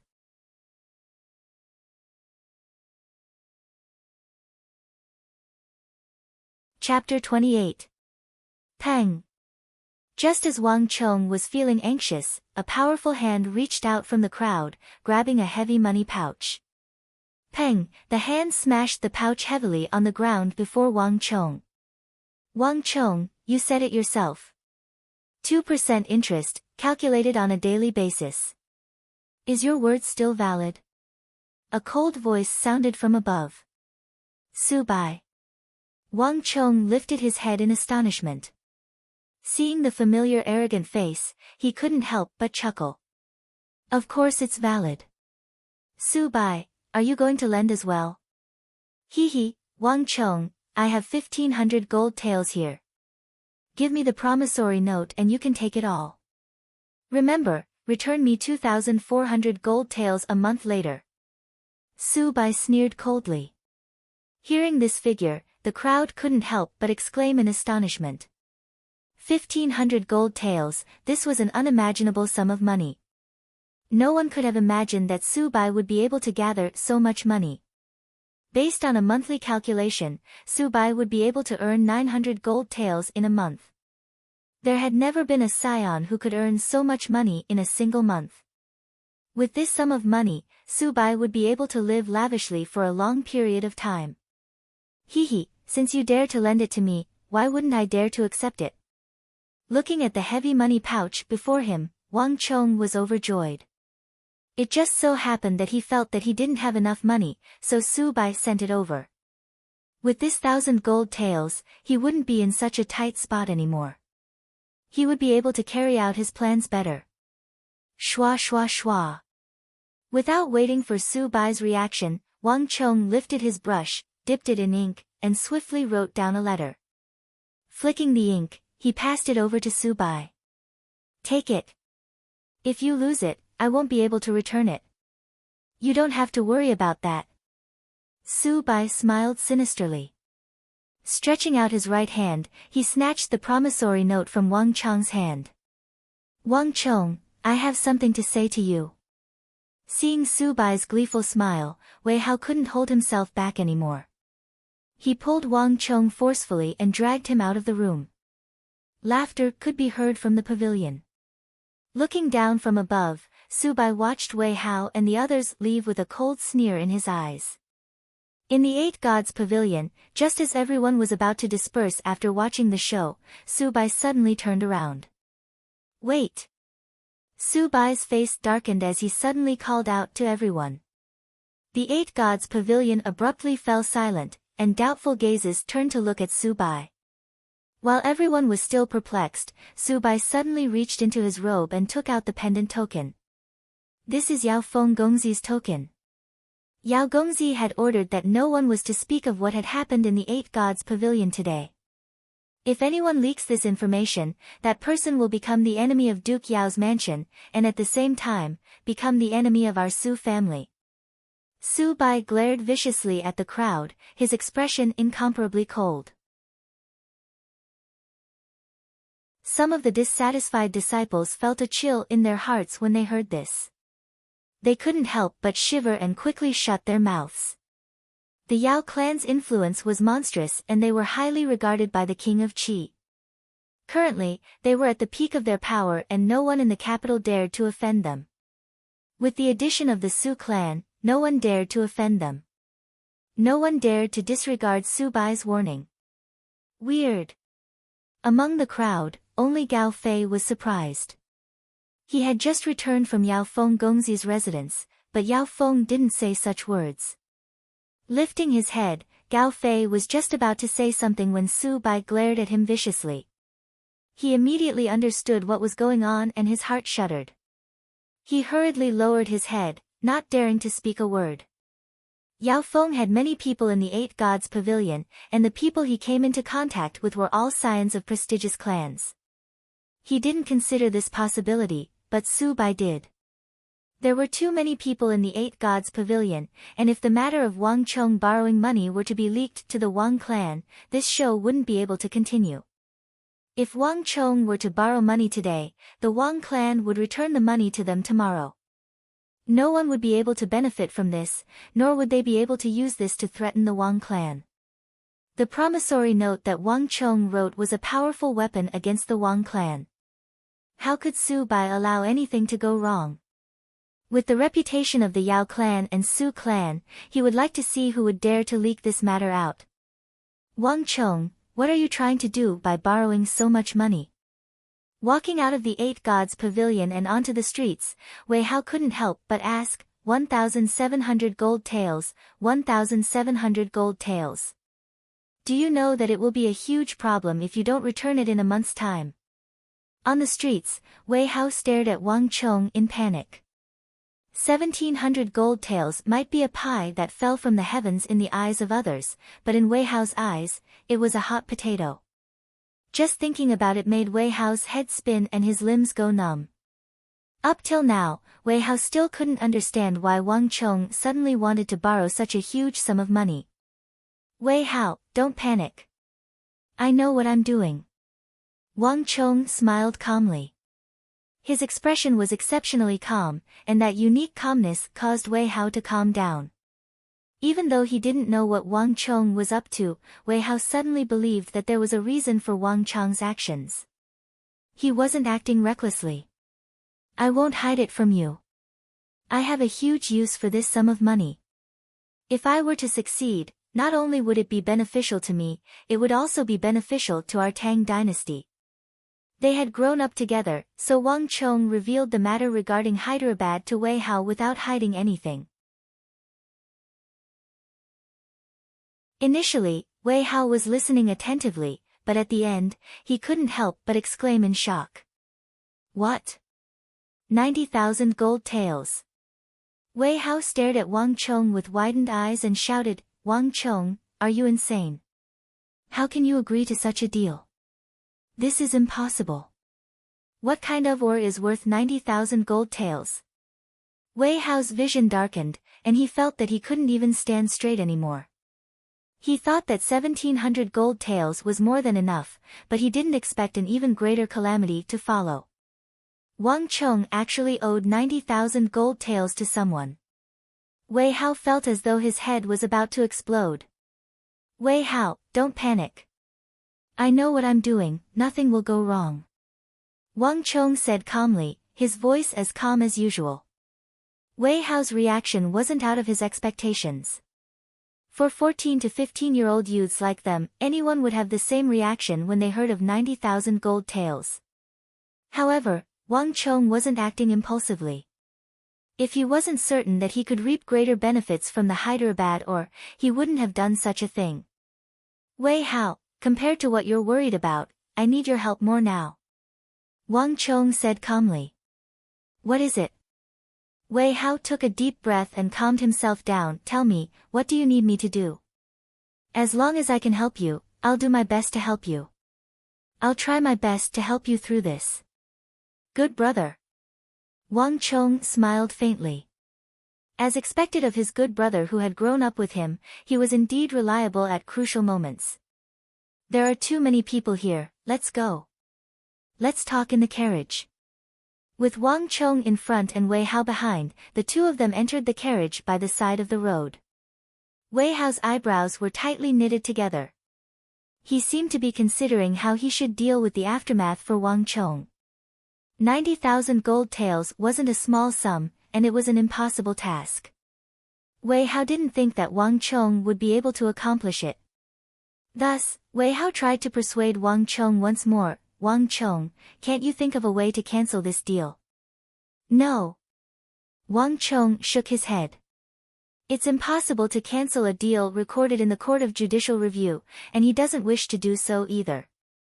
Then what do you want me to do? Wei Hao asked. I need at least 12 skilled blacksmiths to help me refine ores and forge weapons. Your Wei clan has many connections, help me think of a way. Wang Chong said. The Wang clan didn't specialize in business, and in this aspect, the Duke of Wei residence was much better than the Wang clan. No problem, I'll do my best to help you. Wei Hao agreed without any hesitation.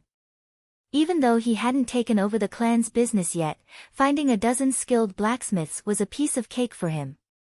Hee, good brother, I won't say too many words of gratitude. Wang Chong chuckled, and he felt much more at ease. 90,000 gold taels wasn't a small sum. Finding a few blacksmiths to refine the ores and forge the Hyderabad ores into wood steel weapons was the best solution. Since the price of the Hyderabad ores wasn't high, as long as he forged a few wood steel weapons, he would be able to earn 90,000 gold taels for the 2 Buddhist blacksmiths. With Wei Hao's help, Wang Chong felt much more at ease. Seeing Wang Chong's expression, Wei Hao hesitated for a moment, and his heart was filled with worry. He knew what Wang Chong was thinking, but judging from Wang Chong's expression, it didn't seem like he would give up. Right now, he could only try his best to help Wang Chong overcome this hurdle. Also, there's something I need to trouble you with. Wang Chong suddenly said. Oh, what is it? Wei Hao was surprised. Other than this, he didn't know what else Wang Chong needed his help with. I need you to help me look into a person named Zhang Munian. Wang Chong said. Zhang Munian? Wei Hao frowned. He hadn't heard of this name before, and it didn't seem to be very famous. He's an official of the royal court, so his rank shouldn't be too high. As long as you look through the list of officials in the royal court, you should be able to find his name. If you find him, inform me immediately. Wang Chong said. What do you need him for? Wei Hao asked curiously. Could it be that Wang Chong got acquainted with someone that he didn't know of? There's a matter that I need to trouble him with. This matter is extremely important, so you must keep it in mind. Wang Chong said solemnly. This matter was of great importance, so Wang Chong didn't want Wei Hao to know of it for the time being. All right then. My father would often bring some name lists from the Bureau of Personnel back home. As long as he's on it, I'll be able to find him. I'll inform you when the time comes. Wei Hao said helplessly. Hee, good brother. I knew that you would agree to it. Wang Chong chuckled as he hammered Wei Hao's shoulder. What can I do? We're brothers after all. Wei Hao replied with a punch. However, when this punch landed on Wang Chong staggered. Seeing that Wang Chong nearly fell off his seat, Wei Hao was taken aback and hurriedly retracted his fist. Wang Chong, why is your strength so weak? Wei Hao was taken aback. He hurriedly supported Wang Chong. What do you mean weak? I've always been like this, you should know that. Wang Chong said. It's been a long time since we last met. Back then, when you guided me to deal with Gao Fei, I thought that your strength had soared. Wei Hao opened his eyes wide. Wang Chong was speechless. Although Wei Hao's talent wasn't high, he was very hardworking. In this aspect, Wang Chong couldn't compare to him. Wang Chong, you really should work harder. Forget it, let's not talk about this anymore. Leave the matter you asked me to do to you, I'll be leaving first. The carriage arrived. Wei Hao jumped down from the carriage. After Wei Hao left, Wang Chong didn't stay any longer. He took the 1,000 taels of gold and headed back home. Just as Wang Chong was returning home, 2 guests came to the white agate jewelry shop. Is this the place?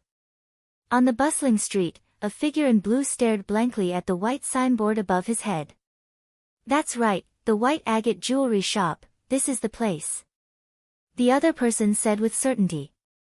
These 2 people had long beards that fluttered in the wind. They exuded a powerful aura with every movement they made. It was obvious that they came from an extraordinary background. These two Buddhist monks look ordinary. I didn't expect the iron ores on them to be so powerful. If it wasn't for the clan head unintentionally discovering the secrets of these samples, I'm afraid we would still be in the dark. That's right. Those two monks look ordinary, and they don't even know how to speak Central Plains Chinese. I didn't expect them to have such sharp ores on them. If our Zhang clan can obtain these ores, we will definitely be able to advance further. As the two of them spoke, they raised their palms and one of them revealed a piece of Hyderabad ore that looked exactly the same as the other one. This was just a sample. A month ago, a steward of the Zhang clan met these monks who were selling iron ores. Just like before, this steward asked for a few samples of iron ores and brought them back. These samples had been kept in the Zhang clan's warehouse for a long time, but no one had shown interest in them. It wasn't until the steward accidentally discovered a problem in the refining process and reported it to the clan head that they started to pay attention to it. No one expected that the steward of the Zhang clan would accidentally bring back such a valuable iron ore sample. The Zhang clan held a meeting that very night. The clan head even made an exception and directly sent these two elders to carry out this matter. Moreover, he made it clear that this matter must be done properly. Our Zhang clan isn't the only one who refines weapons and armors in the capital. The competition is very fierce. This Hyderabad ore is very special, and it might be able to change the current situation of our Zhang clan. The clan head has instructed us not to let the other clans know about this matter no matter what, and we must find a way to do it properly. The lanky middle-aged man in green said in a deep voice. Yes. The other person echoed and also nodded seriously. The Zhang clan's current situation was very bad, and they urgently needed an opportunity to get out of the current situation. This was also the reason why they personally came out. Turning around, the two snapped their fingers and waved to the people behind them. Kacha. On the street, about 10 meters away from the two, the door of a carriage opened. From the carriage, a bald monk in his 30s or 40s with a pair of wide sleeves and a pair of wise eyes walked out. Amitabha. The bald monk looked around, loudly chanted the name of Buddha, and immediately walked toward the two middle-aged men in green. If anyone else were here at this moment, they would definitely be shocked. This person was none other than monk Hui Ming from the Jiantong monastery in the outskirts of the city. There were very few people in the capital who knew Sanskrit, definitely not more than 5. And monk Hui Ming was one of them. The two Sindhi Buddhists only knew Sanskrit, and they didn't know the Han language of the Central Plains. This was the reason why the Zhang clan invited monk Hui Ming over, so as to facilitate communication and reach a deal. Master, this way. The two green-robed middle-aged men bowed respectfully. As soon as they finished speaking, the three of them entered the white agate jewelry shop. Even though they had made ample preparations, when the three of them entered the white agate jewelry shop and saw the two Buddhist men, the development of the situation far exceeded their expectations. What? The Hyderabad ore has already been bought. The two green-robed middle-aged men stared at the two Sindhi monks before them in shock. They couldn't believe their ears. How is this possible? The eyes of the second middle-aged man were filled with shock. The reason why they had made a low-profile trip this time was to reach a deal. The clan viewed this deal with great importance, and they were given great authority. You're tuning into the Blissful Bookshelf YouTube channel. We're so grateful for your support, and don't forget to subscribe to join us on this incredible journey through captivating stories. Your generosity through donations truly makes a world of difference, as it's the primary source of revenue that allows me to expand and enhance this channel for you. Thank you from the bottom of my heart for being a part of this adventure.